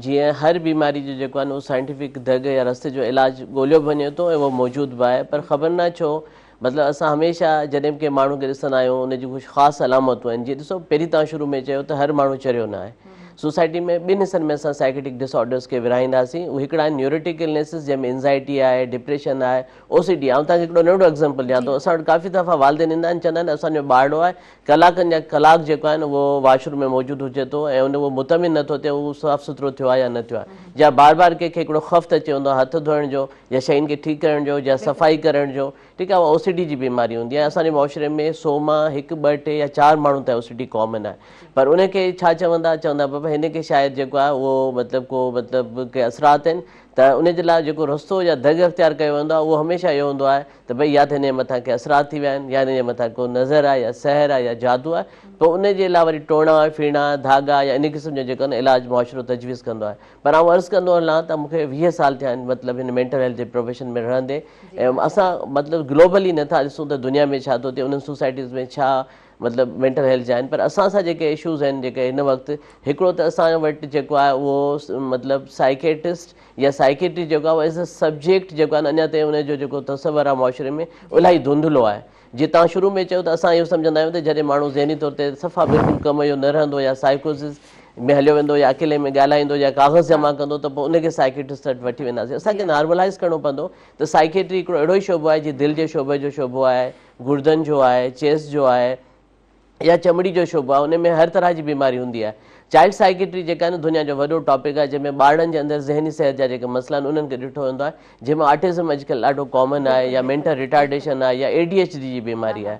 ठीकु आहे, ऐं अहिड़े नमूने सां वरी एडोलसेंट एडल्ट में जेका आहे उहा ॿारनि जे अंदरि identity crisis, confusion, school refusal, college जा ड्रॉप आउट्स, यूनिवर्सिटी जा इशूज़, उते सॼा स्टडीज़ रिलेटेड ऐं स्ट्रेस रिलेटेड इशूज़ हूंदा आहिनि, ख़ासि तौर ते यूथ जिते ॻाल्हाइणु घुरिजे। हिकिड़ो पूरो प्रोग्राम तव्हां मेंटल हेल्थ ऐं यूथ ते रखो तव्हां, ठीकु आहे, उनजो इलाही वॾो एस्पेक्ट आहे त असां जॾहिं उनखे पॉज़िटिव एक्टिविटीज़ न ॾींदासीं, जीअं असांजी स्पोर्ट्स वारा असां सां गॾु वेठा आहिनि, ठीकु आहे, ऐं असां वटि स्पोर्ट्स पर्सन बि वेठा आहिनि, ठीकु आहे, त हिकु हेल्दी मैकेनिज़म आहे पंहिंजे स्ट्रेस खे कोप करण जो त तव्हां प्ले में हलिया वञो, तव्हां मतिलबु तव्हां इन क़िस्म जे स्पोर्ट्स में वञो, त यूथ खे एंगेज करण जा मसइला आहिनि। न कंदासीं त ॿार ड्रग्स जे तरफ़ हलिया वेंदा, जेको हिकिड़ो बर्निंग इशू आहे ड्रग एडिक्शन असांजी सोसाइटी में, ऐं इहा शइ असांजे लाइ इलाही तमामु घणो जेको आहे उहो माण्हू हिन वक़्तु ड्रग्स जे तरफ़ छो पिया वञनि, रीज़न्स छा आहिनि, असां उनजे लाइ पॉज़िटिव जेके शयूं आहिनि। ॾिसो, हिन वक़्तु दुनिया में मेंटल हेल्थ पार्क्स पिया ठहनि, यूथ खे एंगेजमेंट करण जे लाइ एक्स्ट्रा करिकुलम एक्टिविटीज़ खे प्रमोट कयो वञे थो कॉलेजिस में, यूनिवर्सिटीज़ में, त तव्हां उनजे लाइ साइंटिफिक गालास करायो, स्पोर्ट्स गालास करायो, या उन लाइ एसे राइटिंग करायो, what's ever, indoor games, outdoor games, जेको कुझु बि आहे। अच्छा अचो ओल्ड एज ते, उन में वरी डिमेंशियाज़ आहिनि, एल्डरली डिप्रेशन आहे, या तव्हां औरतुनि जी ज़हनी सेहत जे हवाले सां अचो, उन में पोस्टमार्टम डिप्रेशन आहे, पोस्टमार्टम साइकोसिस आहे। त साइकेट्री जो स्कोप जेको आहे न उहो लाइफ स्पेक्ट्रम में पियो आहे। जॾहिं का इंसानु ॼमे थो, जॾहिं इंसानु हिन दुनिया में वञे थो, त सभिनीनि सालुनि में हिकिड़ी सुठी मेंटल हेल्थ खे कीअं रिटेन करे सघिजे थो, उन ते बहस थियणु घुरिजे।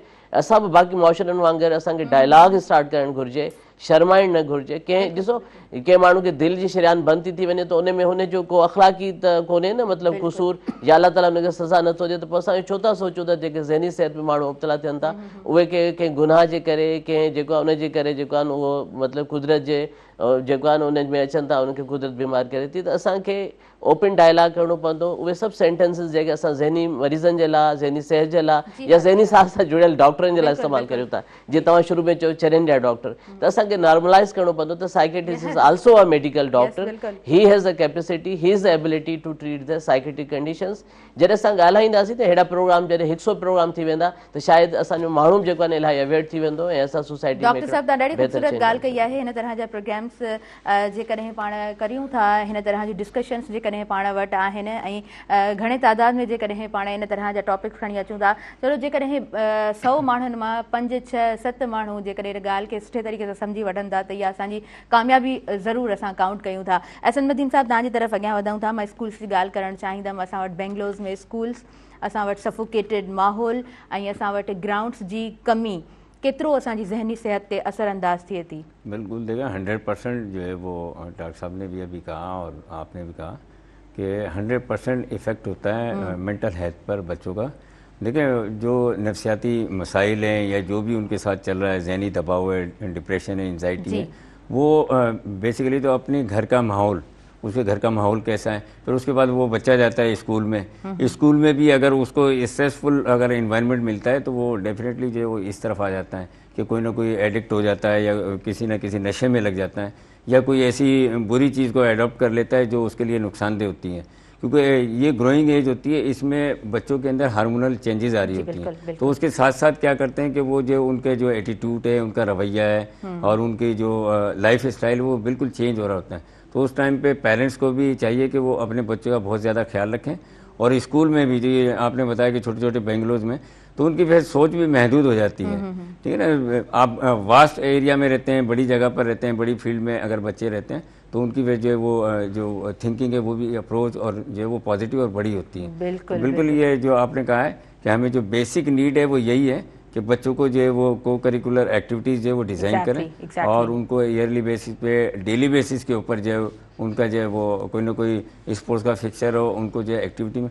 उससे देखिए 2 फायदे होंगे। एक तो ये कि जो वो पॉजिटिव एटीट्यूड अपनाएंगे, ठीक है ना। अभी देखें हारने के बाद भी बंदा जो वो स्पोर्ट्समैन स्पिरिट कहते हैं ना कि हारने के बाद भी शेक हैंड करना और ये सारी चीज़ें। और दूसरा क्या होगा कि वो इतना थक जाएंगे कि वो दूसरी नेगेटिव एक्टिविटी की तरफ जो वो सोचेंगे भी नहीं। तो वो स्पोर्ट्स का सबसे बड़ा फ़ायदा ये। तो मेरा कहना ये है कि सब लोग जो जितने भी पेरेंट्स हैं या वालिदैन हैं या स्कूल वाले हैं, वो बच्चों को जो फुली जो इंगेज रखें स्पोर्ट्स एक्टिविटी के अंदर, ताकि जो उसके जो फ्यूचर के अंदर भी उनको जी बिल्कुल बिल्कुल बिल्कुल बड़ी खूबसूरत बात की आपने। फाद तव्हांजी तरफ अॻियां वधणु चाहींदमि। फाद मैं आपसे पूछना चाहूँगी कि बिजी रहना कितना ज़रूरी है, डिफरेंट एक्टिविटीज़ में इन्वॉल्व होना कितना ज़रूरी है? चले मी टाइम भी होता है लेकिन डिफरेंट एक्टिविटीज़ कितनी ज़्यादा इम्पॉर्टेंट हैं? क्या कहते हैं, बिजी रहना, जैसे आप कोई भी एक्टिविटी होती है, जैसे मैं क्रिकेट खेलता हूँ तो इसमें ये होता है एक आप क्या कहते हैं, आपको पता होता है इस टाइम का भाई मुझे ये शेड्यूल बनाना है, तो इस आपका ना आपको एक पूरा दिन का एक शेड्यूल मिल जाता है, मुझे इस तरह चलना है, तो ये चीज़ करना है। अब एक बंदे को कुछ पता ही नहीं है मुझे करना क्या है, तो फिर वो जैसे डॉक्टर साहब ने बोला, बाबा ने भी बोला, जहन में अजीब अजीब सी बातें आते हैं, ख्याल आते हैं, तो ये गलत है। तो आप अब मुझे पता है जैसे मेरे को कल मैच है, मेरा किस टाइम क्या मैच है, क्या चीज़ें हैं, तो पूरा एक मेरे शेड्यूल है, तो मैं उसी हिसाब से चलूँगा। ये चीज़ ज़बरदस्त ज़बरदस्त बात। डॉक्टर साहब तव्हांजी तरफ़ अॻियां वधंदमि। असां जॾहिं हिकिड़े स्कूल जी ॻाल्हि कंदा आहियूं, चलो जेकॾहिं कंहिं हिकिड़े बेंगलोर में बि आहे, उते असांखे स्पोर्ट्स जो टीचर नज़र अची रहियो हूंदो आहे, उते असांखे आर्ट जो उस्ताद नज़र अची रहियो हूंदो आहे। हाणे त असां वटि जेको आहे सो सिंगिंग जे हवाले सां बि इहे सुठा क़दम खयां विया आहिनि, त असांखे म्यूज़िक टीचर बि उते मिली रहियो हूंदो आहे, बट हिकिड़े साइकेट्रिस्ट जी उते केतिरी ज़रूरत हुजे थी? तमामु वैलिड क्वेश्चन्स आहे। ॾिसो असां वटि इलाही सारा एक्सपेरिमेंट्स थिया आहिनि डेवलप वर्ल्ड में। हाणे जेको करिकुलर जो सिलेबस आहे न, उन में एक्स्ट्रा करिकुलम एक्टिविटीज़ इन करे विधियूं वञनि थियूं त तव्हांखे पर्सनैलिटी डेवलप कराइणी आहे। जेको वर्ड रेज़िलियंस आहे, जिते तव्हां शुरू में ॻाल्हायो, त असां हर को माण्हू एंज़ाइटी डिप्रेशन में वेंदो आहे, असांखे नॉर्मलाइज़ करिणो पवंदो त इहे यूनिवर्सल इमोशन्स आहिनि, जज़्बात आहिनि इंसान जा। ॾुखी रहणु, उदास रहणु, ख़ौफ़ज़दा रहणु, चिड़चिड़ो रहणु, बेज़ार रहणु, इहा बीमारी न आहे। बीमारी तॾहिं शक्ल अख़्तियार कंदी जॾहिं तव्हांजी रोज़मर्रा जो को मुतासिर थींदो, तव्हांजो सोशल रोल ऐं फंक्शनैलिटी मुतासिर थींदी। हाणे नंढनि बेंगलोर जे अंदरि जेके स्कूल आहिनि या कॉलेजिस आहिनि या इंस्टीट्यूशन इवन यूनिवर्सिटीज़ ठही वियूं आहिनि, ठीकु आहे, त हिकिड़ो वॾो बहस आहे त उन्हनि वटि प्रॉपर जेको आहे न उहो प्ले ग्राउंड्स कोन्हे, त उते ॿारनि जी ग्रोथ कीअं थींदी, हिकिड़ो इलाही वॾो क्वेश्चन आहे। असांजे बैकग्राउंड्स खां पढ़ी आयासीं या जेके असां गवर्नमेंट जा इदारा ॾिठा त उते त इहो इहा हिकिड़ी वॾी साइंस जी लेबोरेटरी या हिकिड़ो वॾो ग्राउंड मैंडेटरी हूंदो हो, त यकीनन उनजे इंसान जी शख़्सियत ते उनजी डेवलपमेंट ते पॉज़िटिव रोल अचे थो। कोशिशूं हर कोई करे थो, पर असांखे ॿियो बि सोचणो पवंदो त सिर्फ़ु स्कूल कॉलेज न, पर जेको शाम जो टाइम आहे उनखे असां ॿारनि खे तव्हां ॾिसंदव त असांजे शहरनि में पहिरें ज़माने में तमामु घणा वॾा प्ले ग्राउंड्स हूंदा हुआ ऐं असां इहे रेगुलर एक्टिविटीज़ ॾिसंदा हुआसीं, बल्कि असां उनजो हिसो बि रहंदासीं, जेके हाणे ॾींहं ॾींहं घटिजी थी वञनि। ज़रूरत इन ॻाल्हि जी आहे त असां पंहिंजे यूथ खे एंगेज रखण जे लाइ, पंहिंजे किड्स खे एंगेज रखण जे लाइ उन्हनि खे न सिर्फ़ु क्लास में उनखे टेक्स्ट या सिलेबस पढ़ायूं, पर उन सां गॾु उनखे फिज़िकली बि एक्टिव रखूं। जॾहिं तव्हां हाराईंदा आहियो रांदि में त हिकिड़ो मैसेज हूंदो आहे जंहिंसां तव्हां रेज़िलियंस डेवलप कंदा आहियो, तव्हां में स्पिरिट ईंदो आहे, तव्हां वरी उथी ॿीहर कोशिशि कंदा आहियो, जेको ज़िंदगी जो मक़सदु आहे। बिल्कुलु बिल्कुलु। ऐं हूअं बि असां ॾिसंदा आहियूं त अॼु जेकॾहिं ॿार खे तव्हां ॾिसंदव त हू तमामु घणो रिएक्टिव हूंदो आहे, बर्दाश्त जी जेका सलाहियत आहे उहा सफ़ा असां जेको आहे न ईअं सम्झूं त ख़तमु थी चुकी आहे। वधीक डॉक्टर साहब पाण इन बाबति बि ॻाल्हि ॿोल कंदासीं, वक़्तु थी वियो आहे नाज़रीन। शॉर्ट कमर्शियल ब्रेक जो सुबुह मेहरान प्रोग्राम में भरपूर साथ मौजूदु आहे। टपाल मेज़बान जो साथ आहे, टपाल मेज़बान सिंध जी नंबर 1 चांहि ॾिसंदा रहिजो मुंहिंजो पंहिंजो प्रोग्राम सुबुह मेहरान।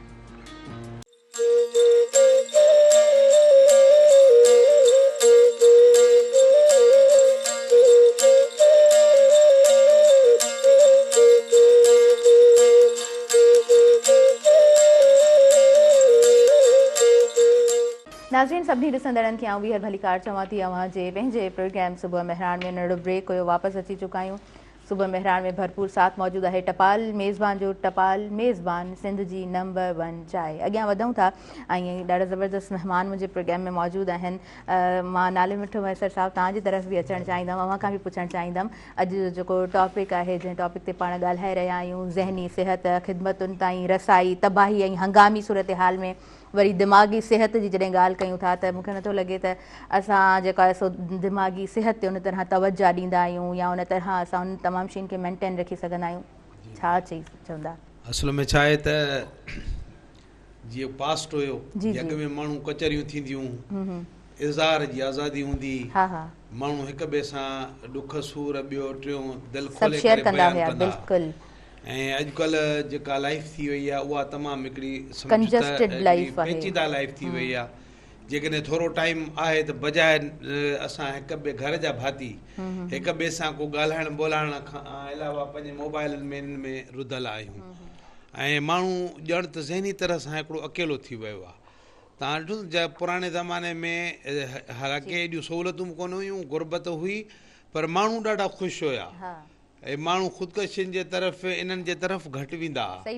माण्हुनि जो जेको बि माना मामिलो हूंदो उहो कंहिंसां हाल अहवाल कंदा हुआ त अॻिलो माण्हू बि उनखे सुहिणे नमूने सां हिकिड़ो आथत ॾींदो हो, हुनखे सम्झाईंदो हो।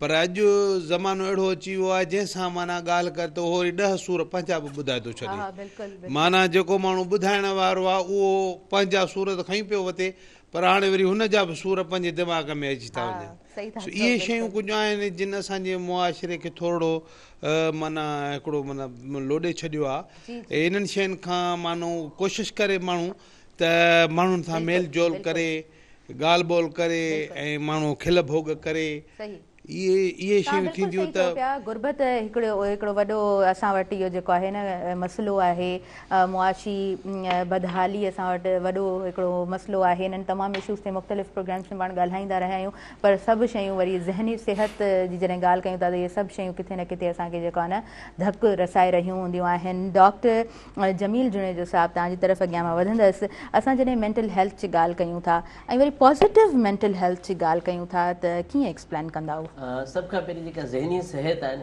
ऐं उन में 2 डेफिनेशन्स खे कोट कंदुसि। पहिरीं डेफिनेशन आहे वर्ल्ड हेल्थ ऑर्गेनाइज़ेशन जी। हेल्थ छा खे चइबो आहे? हेल्थ मां मुराद आहे त state of wellbeing, not merely absence of the disease, well-being in the terms of physical, mental, social, spiritual and emotional well-being। अहिड़ा पैराडाइम्स आहिनि जंहिंमें इंसान न सिर्फ़ु जिस्मानी तौर ते ठीकु हुजे, ज़हनी तौर ते ठीकु हुजे, जज़्बाती तौर ते ठीकु हुजे, समाजी तौर ते ठीकु हुजे, रूहानी तौर ते ठीकु हुजे। जेका साईं नाले मिठे जी जेका असां ॻाल्हि वेठा कयूं वधाईंदासीं त रिलीजन सां जुड़ियल रहण बि जेका न हिकिड़ी वॾी आदत आहे, हिकिड़ी वॾी जेका आहे न इंसान जे लाइ मोटिवेशन आहे। हाणे अचूं था मतिलबु त भई मेंटल हेल्थ जा पैराडाइम्स आहिनि ज़हनी तौर ते सेहतमंद इंसान जे लाइ ज़रूरी आहे again it's world health organisations definition the mental health is a state of well-being in which an individual is recognizes or realizes his or her own potential माना ज़हनी सेहत हिकिड़ी अहिड़ी कैफ़ियत जो नालो आहे जंहिंमें फ़र्द जेको आहे उहो इन ॻाल्हि खां अवेयर हूंदो आहे इन ॻाल्हि जी सुञाणप रखंदो आहे त अलाह ताला हुनखे कहिड़ो कहिड़ियूं सलाहियतूं ॾिनियूं आहिनि माना जॾहिं केरु इंसानु पंहिंजी सलाहियतुनि खां आगाह हूंदो पोटेंशियल खां आगाह हूंदो त ज़हनी तौर ते ठीकु आहे ॿ he or she can cope the stress of life ज़िंदगी में स्ट्रेस ईंदो उहो भले पॉज़िटिव हुजे भले जेको आहे न उहो नेगेटिव स्ट्रेस हुजे उनजे अंदरि तव्हांखे कोप कीअं कंदा तव्हां मिसाल तौर ते सुभाणे तव्हांखे प्रोमोशन मिले थो तव्हांखे मुल्क छॾिणो पए थो it is again A stress ठीकु आहे तव्हां नई जाइ ते कीअं वेंदो माइग्रेशन हिकिड़ो वॾो स्ट्रेस आहे जस्ट लाइक दिस टियों जेको पैराडाइम आहे कंहिं ज़हनी तौर ते सेहतमंद इंसान जो उहो आहे त उन वटि पर्पज़ या मीनिंग हुजे लाइफ जी त मूंखे हिन ज़िंदगी में आख़िर करिणो छा मूंखे अलाह ताला त तख़लीक़ कयो पर मुंहिंजे हिन सॼे समाज में आउं कीअं कारगर थींदुसि ठीकु आहे मुंहिंजो मक़सदु छा आहे ज़िंदगी जो जेकॾहिं उहा मीनिंग या उहो जेको पर्पज़ मिली थो उन ज़िंदगी में त उहो मेंटल हेल्थ जो आख़िरी आहे contribute for the betterment of the society तव्हां पंहिंजे लाइ ज़िंदा आहियो पंहिंजे लाइ घर पिया ठाहियो गाॾी पिया वठो त तव्हां मटीरियली त पंहिंजो पाण खे ख़ुशि रखी सघंदो पर तव्हां ख़ुशि न हूंदो त ज़हनी तौर ते 4 पैराडाइम्स असां डिफाइन कया पोटेंशियल सलाहियतुनि खां आगाह रहणु स्ट्रेस खे कोप करणु ऐं टियों नंबर ते जेको आहे उहो पर्पज़ या मीनिंग ज़िंदगी में मक़सद जो हुजणु ऐं चौथों समाज जे लाइ या कम्युनिटी जे लाइ कमु करण या उनजी बहितरी जे लाइ त इन जो मुख़्तसर जवाबु इहो आहे अच्छा पॉज़िटिव मेंटल हेल्थ जेका आहे जेके साईं प्रोमोट करे थो स्पिरिट्स जे थ्रू हाणे दुनिया में बहस इहो थिए थो त टू प्रिवेंट द मेंटल इलनेसिस छो त जेकॾहिं को डिप्रेशन या एंज़ाइटी या ड्रग एडिक्शन में हलियो वियो पोइ त तव्हां वटि सिर्फ़ु ट्रीटमेंट आहे न पर उनखे तव्हां प्रिवेंट कीअं कंदो पॉज़िटिव मेंटल हेल्थ जो मक़सदु आहे उहे सभु एक्टिविटीज़ जेके कंहिं बि नॉर्मल इंसान खे नॉर्मल रखनि उनखे उन तरफ़ न वठी वञनि धिके न वञनि जेको बाद में ज़हनी तौर ते बीमारी जी अलामतुनि जे तौर ते उनजे अंदरि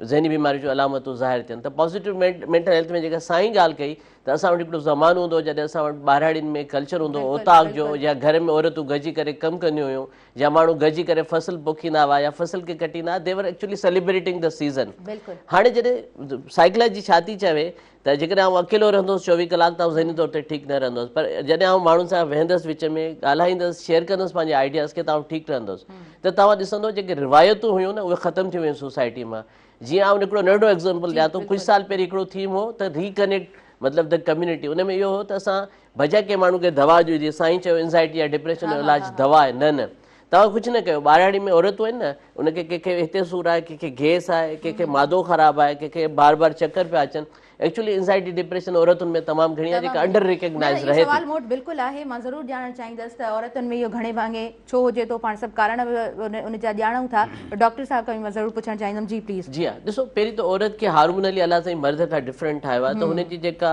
डिफरेंट एजिस आहिनि मिनार्की टू मीनोपास न उन में इलाही हार्मोनल चेंजिस आहिनि त उन में ट्वाइस डिप्रेशन बीणो आहे और मर्द जे मुक़ाबले में एंज़ाइटी मर्द जे मुक़ाबले में बीणी आहे पर उनजे अंदरि वरी रिज़िलियंसी सलाहियत बि मर्द जे मुक़ाबले में बीणी दुनिया में सुसाइड अटेम्प्ट्स त फीमेल्स कनि थियूं पर कामयाबु मर्द थियनि था ठीकु आहे त इन जो मतिलबु अलाह ताला उनखे कुझु क्वालिटीज़ ॾिनियूं आहिनि जेको आउं कनेक्ट करणु चाहियां पियो पॉइंट जेका उहा इहा आहे त असांखे ॿियो कुझु न आहे करिणो असां सिर्फ़ु उन्हनि खे उहे सभु शयूं जीअं सपोज़ हिकिड़ी औरतूं गॾिजी न शाम जे वक़्तु पाण में वेही करे जेका रिलीज़ सिबंदियूं हुयूं एक्चुअली त उहे हिक ॿिए सां कन्वर्सेशन कंदियूं हुयूं उन में रोज़मर्रा जी ज़िंदगी में छा पियो थिए घर में कहिड़ियूं मुश्किलातूं आहिनि त उहे हिक ॿिए खे मोटिवेट बि रखी सघंदा हुआ ठीकु आहे त इहे शयूं असांखे वापसि खां वञिणो पवंदो हाणे शहरनि जे कल्चर में अचो ठीकु आहे तव्हां 3-4 घरनि खां पोइ 5 घर वारे खे नथा सुञाणो हाणे तव्हां कनेक्ट कीअं थींदो ठीकु आहे असां एतिरो मतिलबु इनसिक्योर रहियूं हिन ज़माने में जो असां पार्क में मतिलबु कंहिं नंढे ॿार खे अकेलो नथा मोकिले सघूं औरत खे त परे आहे ठीकु आहे त हाणे असांखे इहो बहस करिणो पवंदो त छा वाक़ई असां तरक़ी जे तरफ़ आया आहियूं या असां तरक़ी जे तरफ़ कोन आया आहियूं ठीकु आहे इहो इलाही वॾो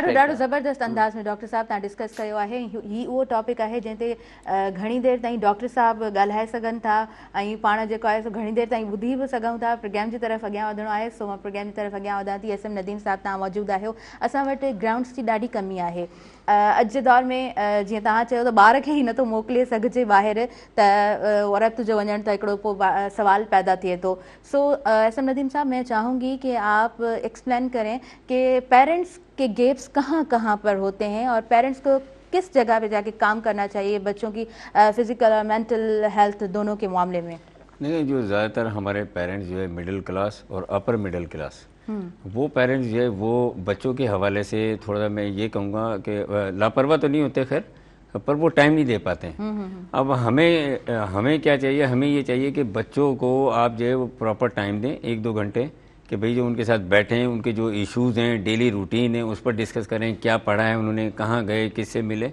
ये सारी चीज़ें। तो बच्चों को भी अटेंशन चाहिए होती हैं। अच्छा, यही चीज़ जाके जो है बच्चे जो आहिस्ता आहिस्ता जो फिर वो क्या होता है कि गैप होना शुरू हो जाता है वालिदैन में और बच्चों के अंदर, ठीक है ना। फिर वो वालिदैन के साथ बैठना पसंद नहीं करते। वो एक टाइम ऐसा आता है, तो हम अपनी लाइफ के अंदर यानी कि कमाने में या तरक्की करने में इतने बिजी हो जाते हैं कि बच्चों को टाइम ही नहीं दे पाते हैं। फिर हमें जो बाहर के जो हमारे इश्यूज़ हैं प्रोफेशनल लाइफ के, तो वो उनमें इतने उलझ जाते हैं कि हम बच्चों को अगर कोई वो बात भी कह रहे होते हैं या कोई चीज़ कह रहे होते हैं तो उनको डांट देते हैं या फिर उनको इग्नोर करते हैं। तो उनको अटेंशन की ज़रूरत होती है, जिसकी वजह से क्या होता है कि वो जो है ना बच्चे फिर जो अटेंशन नहीं मिल पाती तो फिर वो दूसरा रास्ता इख्तियार करते हैं या कि नशा की तरफ लग जाते हैं या कोई और चीज़ करते हैं। तो हमें बीइंग ए पेरेंट्स जो है बच्चों को फुल जो है वो टाइम देने चाहिए, 1 से 2 घंटा डेली उनको दें, ताकि जो वो बच्चे जो आपके साथ कनेक्ट रहें, उनके जो भी इश्यूज़ हैं उस पर वो बात करें, और उसका असर ये होगा कि वो सारी लाइफ आपकी खिदमत भी करते रहेंगे और आपके साथ जुड़े रहेंगे। जी बिल्कुल बिल्कुल, तव्हां सही चयो। ऐं तव्हांजा फर्ज़ंद भी प्रोग्राम में मौजूद आहिनि, उन्हनि खां भी मां ॼाणणु चाहींदमि आपके बाबा किस तरह आपके साथ टाइम स्पेंड करते हैं फ्रॉम स्टार्टिंग, क्योंकि आपके बाबा का भी बहुत ही ज़्यादा स्केड्यूल बिजी रहा है, आपकी मदर का भी, तो अम्मी बाबा दोनों किस तरह टाइम देते हैं? हाँ, जैसे कि बाबा ने बताया कि कहते हैं हर पेरेंट्स को बच्चों को टाइम देना चाहिए, तो मैं समझता हूँ बाबा कितने भी बिजी हों तो कैसे भी करके आधा घंटा या 1 घंटा टाइम देते हैं। और बाबा मेरे कम है, मेरे दोस्त ज़्यादा है, मैं दोस्तों की तरह रहता हूँ, क्योंकि कोई ऐसा ना डर होता ना खौफ होता, जो बात होती है मैं बोल देता हूँ, बाबा से डिस्कस कर लेता हूँ, दोस्तों की भी कर लेता हूँ, और दीगर जो होती है फ्रेंकनेस बाबा ने बनाई हुई है, इहो ॾाढो ज़रूरी हूंदो आहे। नाज़रीन, त असां जॾहिं फैमिलीज़ जी ॻाल्हि कंदा आहियूं त असांखे डिसफंक्शनल फैमिलीज़ नज़र अची रहियूं हूंदियूं आहिनि, उन्हनि में का कनेक्टिविटी कोन हूंदी आहे, ऐं पोइ जॾहिं मामला पीक ते हलिया वेंदा आहिनि त पोइ ज़ाहिरी ॻाल्हि आहे असांखे उते को सोल्यूशन नज़र न ईंदो आहे, पोइ असां वटि हिकिड़ो रिग्रेट हूंदो आहे, असां वटि नुक़सान नज़र अची रहिया हूंदा आहिनि। जी एसएम नदीम साहब, आपका मैसेज भी मैं ज़रूर चाहूँगी कि हमारे व्यूवर्स को दें। हमारे यहाँ एक और भी गेस्ट हैं, मैं उनको भी बिठाना चाहूँगी प्रोग्राम में। जी क्या मैसेज होगा? मेरा मैसेज है, मैं किसी के हवाले से बोलना चाहूँगा कि देखें लोग जो बहुत सारे लोग हैं जो मुख्तलिफ मसल लेवल के ऊपर खिदमतें कर रहे हैं। तो ऐसे ही एक हमारे दोस्त हैं नदीम बाबर, सऊदी अरब में होते हैं। वो यहाँ पे ग्रेड 2 की टीम चला रहे हैं, पाक सऊदिया के नाम से ना, प्राइवेट लिमिटेड कंपनी है उनकी, और उनके बेटे हैं वो जो उसके CEO हैं अब्दुल्ला बाबर। तो ऐसे लोग जो है वो मसल खिदमतें कर रहे हैं, फ्री ऑफ कॉस्ट जो है वो लोगों को स्पोर्ट्स के अंदर लेकर आ रहे हैं, अकेडमीज चला रहे हैं, या डिपार्टमेंट की टीम बनाई हुई है, और ये डिपार्टमेंट वाइज डिपार्टमेंट जिन्होंने बाहर के प्लेयर्स भी बुला के पाकिस्तान में खिलाए। तो मेरा बेटा और ये सैफुल्ला वगैरह ये सारे उसी डिपार्टमेंट से खेल रहे हैं। तो मैं उनका बड़ा शुक्रिया अदा करना चाहूँगा नदीम बाबर साहब का कि भाई आप जो है वो सऊदी अरब से बैठ के पाकिस्तान की खिदमत कर रहे हैं, मुझे इतने मुझे वतन है। और उसके लिए ये नहीं है कि कोई 1000-2000, हाँ बिल्कुल 1000-2000 रुपये खर्च हो रहे हैं, लाखों करोड़ों रुपए खर्च होते हैं किसी भी क्लब को चलाने के लिए, डिपार्टमेंट को चलाने के लिए। तो ऐसे लोग जो है और मजीद अगर सामने आए तो हमारा माशरा जो बिल्कुल सुधर जाएगा और बेहतरीन हो जाएगा, और उससे जो है बच्चों के जरिए माश का भी मकसद एक सिलसिला बन जाएगा। और बच्चे इंगेज भी हो जाएंगे। बिल्कुल बिल्कुल, तव्हां ॾाढी ख़ूबसूरत ॻाल्हि कई। हूअं बि मां फिलैंथ्रापिस्ट खे ॾिसंदी आहियां जॾहिं, त मूंखे ॾाढी ख़ुशी थींदी आहे त अहिड़ा माण्हू बि असांजी सोसाइटी में आहिनि जे ख़ूबसूरत अंदाज़ में कॉन्ट्रीब्यूट करे रहिया आहिनि। मां हमेशह चवंदी आहियां त उहे असांजा हिडन हीरोज़ ई हूंदा आहिनि, जंहिंजे करे चवंदा आहिनि न त बुरायूं त हूंदियूं ई आहिनि, पर कुझु माण्हुनि जे करे ॾाढियूं चङायूं बि असांखे नज़र अची रहियूं हूंदियूं आहिनि असांजे हिन मुआशरे में। Well, thank you so much SM Nadeem Sahab, आपने हमें टाइम दिया। असां ब्रेक की तरफ नाज़रीन अॻियां वधंदासीं। प्रोग्राम में साथ मौजूद आहे टपाल मेज़बान जो। टपाल मेज़बान सिंध जी नंबर 1 चाहे टपाल मेज़बान जश्न जमालो TV शो हाणे थींदो तव्हांजे पंहिंजनि शहरनि में, ऐं तव्हां खटे सघंदा खोड़ सारा इनामात। ॾिसंदा रहिजो सुबुह मेहरान।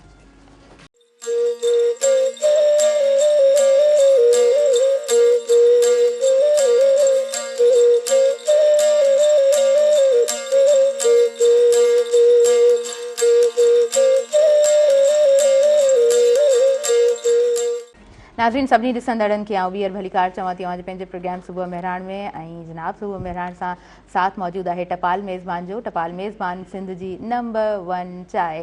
अॻियां वधूं था ऐं हिन वक़्तु असांखे जॉइन कयो आहे सैफुल्ला ख़ान। सैफुल्ला असां वटि केतिरी देरि खां साम्हूं खां वेठल हुयो ऐं मूं चाहियो पियो त सैफुल्ला खे असां जेको आहे सो अवां सां हुनजी मुलाक़ात करायूं। सैफुल्ला ॾाढी ज़बरदस्त अंदाज़ में क्रिकेट खेॾंदो आहे। अव्हांखे दिलि जी गहराई सां भलीकार चवां थी। अस्सलाम वालेकुम। कैसे हैं सैफुल्ला? ठीक हैं अल्हम्दुलिल्लाह ठीक ठाक। जबरदस्त। अच्छा इंतजार बहुत ज्यादा था? जी हाँ, सॉरी फॉर दैट। ओके जी। सैफुल्ला कब से स्टार्ट किया गेम खेलना, स्पोर्ट्स की दुनिया का कब सोचा कि इस फील्ड में मुझे जाना है? बस वालिद साहब ख़ुद क्रिकेटर थे तो उनके साथ ग्राउंड वगैरह अकेडमी में जाता रहता तो वहीं से शौक़ चढ़ा। मुझे ख़ुद भी शौक़ था क्रिकेट का तो अकेडमी ज्वाइन की तो वहाँ से अंडर 16 वगैरह खेला, सिंध से रीजन वगैरह खेला तो मुझे ख़ुद भी शौक़ था और वालिद साहब को भी था कि खेले। ज़बरदस्त ज़बरदस्त। अच्छा फील्ड्स तो बहुत ज़्यादा होती हैं, कभी इंटरेस्ट पैदा नहीं हुआ कि नहीं इस तरफ नहीं जाना, मुझे किसी और फील्ड में जाना है? नहीं, शुरू से ही बस पढ़ाई और क्रिकेट, बस क्रिकेट पे ही ज़्यादा फोकस रहता है। ओके जी। अभी एक्टिविटीज़ क्या है, किस तरह है, आपका स्केड्यूल किस तरह होता है? ये होता है पूरी डेली रूटीन जो होती है, बस सुबह उठते हैं, नमाज पढ़ते हैं, सुबह प्रैक्टिस सेशन करते हैं, फिर रात शाम में वो नेट वगैरह होता है और ट्रेनिंग सेशन होते हैं, फिटनेस वगैरह पे वर्क करते हैं। ज़बरदस्त। अच्छा आपके साथ फ़हद बैठे हुए हैं और फ़हद आपके बहुत अच्छे दोस्त हैं, आप दोनों साथ में ही होते हैं। ज़िंदगी में एक अच्छा दोस्त कितना ज़रूरी होता है? होता है, लेकिन क्रिकेट ज़्यादा फर्स्ट वो होता है, लेकिन दोस्ती यारी भी होता है, लेकिन पहले फ्यूचर तो क्रिकेट वगैरह। ओके जी। मुझे लगता है फ़हद जिस तरह आपको देख रहा है वो सवाल या निशान पैदा हो गया है, क्रिकेट पहले। अच्छा फ़हद मैं आपसे भी पूछना चाहूँगी किस तरह आपका इंटरेस्ट डेवलप हुआ? आप बता भी चुके हैं कि बाबा को देखते आए, आप अपनी मामा को देखते आए, लेकिन बहुत ज़्यादा फील्ड्स होती हैं, आपका कभी इंटरेस्ट पैदा नहीं हुआ नहीं मुझे किसी और फील्ड में जाना है? नहीं क्या कहते हैं, शुरू से शौक़ था, फिर क्रिकेट खेलते रहे, फिर टीवी पे देखते थे, इतने स्टार हैं, फ़ैन फॉलोइंग है, उनकी जो डेली रूटीन थी, फिर उनकी रिहाइश, खाना पीना, सारी चीज़ें हम देखते थे, खुशी होती थी, तो बस शौक़ चढ़ा। क्रिकेट भी खेलते थे, हमें भी एक दिन पाकिस्तान खेलना है, तो बस इसी में अपना ट्रेनिंग की, बस इसी पे फोकस रखा। आपको पता है अगर आगे पीछे जाएंगे क्रिकेट पूरा टाइम मानती है, ठीक है ना, तो पूरा दिन उस पर ट्रेनिंग करनी पड़ती है। यहाँ तक कि क्रिकेट के हवाले से आप कुछ लोग ऐसे होते हैं पढ़ाई भी छोड़ देते हैं, काफ़ी चीज़ें ऐसी होती हैं जो अपना क्रिकेट की वजह से छोड़नी पड़ती है उनको। क्रिकेट ऐसी चीज़ है, अगर आप एक मैच भी खेल रहे हैं तो पूरा दिन उसमें लग जाता है।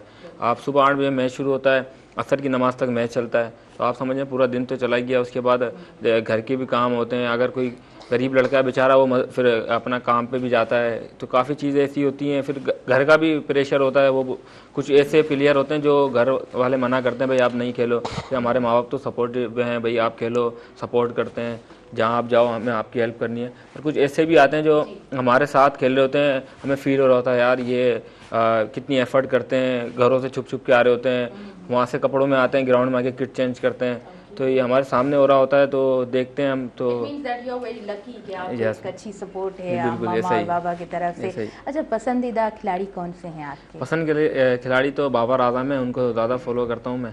हाँ, बेसिक वाइज भी वो अच्छा खेलते हैं, तो बस उनको देख के एक अच्छा फील आता है, ये अच्छे बैट्समैन और दुनिया के वर्ल्ड नंबर 1 बैट्समैनों में आते हैं, तो इसलिए मुझे ज़्यादा अच्छे लगते हैं। जी सैफुल्ला खान आपसे भी पूछना चाहूँगी पसंदीदा खिलाड़ी कौन से हैं आपके? अब्दुल्ला शफीक। ओके जी, ज़बरदस्त ज़बरदस्त। अच्छा आप बॉलिंग में एक्सपर्ट हैं और बैटिंग में? मैं फर्स्ट पे बैटिंग है तो ऑलराउंडर हूँ, पहले बैटिंग ज़्यादा फोकस रहता है। ओके ज़बरदस्त। और आपका किस तरह सीन है? मैं बैट्समैन हूँ, ओपनर बैट्समैन हूँ और विकेट कीपर हूँ। ओके वाह ज़बरदस्त ज़बरदस्त। डॉक्टर साहब तव्हांजी तरफ़ अॻियां ईंदासीं ऐं असां जॾहिं नौजवाननि जी ॻाल्हि कयूं था त असां वटि कोई मेंटर उन्हनि वटि मौजूदु न हूंदो आहे। हिन तरह जा बि असांखे नौजवान मिली रहिया हूंदा आहिनि जेके पंहिंजी फील्ड में सुठो कुझु करण जी कोशिशि करे रहिया हूंदा आहिनि, ऐं उहे नौजवाननि जिन वटि कोई दग न आहे, जल्दी सां डिस्ट्रैक्ट थी वञनि था, उन्हनि खे कीअं ॾिठो आहे तव्हां, ऐं उन्हनि जे लाइ छा तव्हां वटि हिकिड़ो सोल्यूशन आहे त ही सोल्यूशन्स आहिनि, तव्हां हिन तरफ़ अची सघो था? ठीकु आहे, सभ खां पहिरीं असांखे ॾिसणो पवंदो त इंसान जीअं समाजी तौर ते ग्रो करे थो, त उन में असां हिकिड़ी साइकोलॉजिकल थ्योरी आहे, उनखे चइबो आहे साइको सोशल डेवलपमेंट। उन में एडोलसेंट में हिकिड़ा क्राइसिस ईंदा आहिनि, उनखे असां चवंदा आहियूं identity crisis versus role confusion.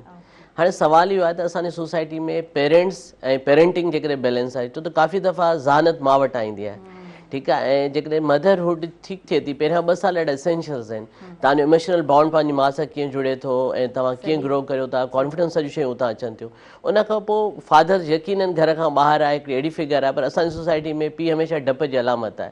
माउ खे जॾहिं का ॻाल्हि सम्झ में कोन ईंदी आहे त चवंदी आहे तूं इहा शइ न कर, इहा शरारत न कर, बाबा खे ॿुधाईंदीमांइ। त बाबा हमेशह हिते असां वांगुरु मतिलबु जेको आहे हिकिड़ो विलियन आहे, हीरो न नज़र ईंदो आहे, शायदि विढ़ंदो अची करे, ठीकु आहे। त इहे नंढियूं नंढियूं शयूं आहिनि जेके आर्किटाइप्स आहिनि सभु सोसाइटीज़ में दुनिया में।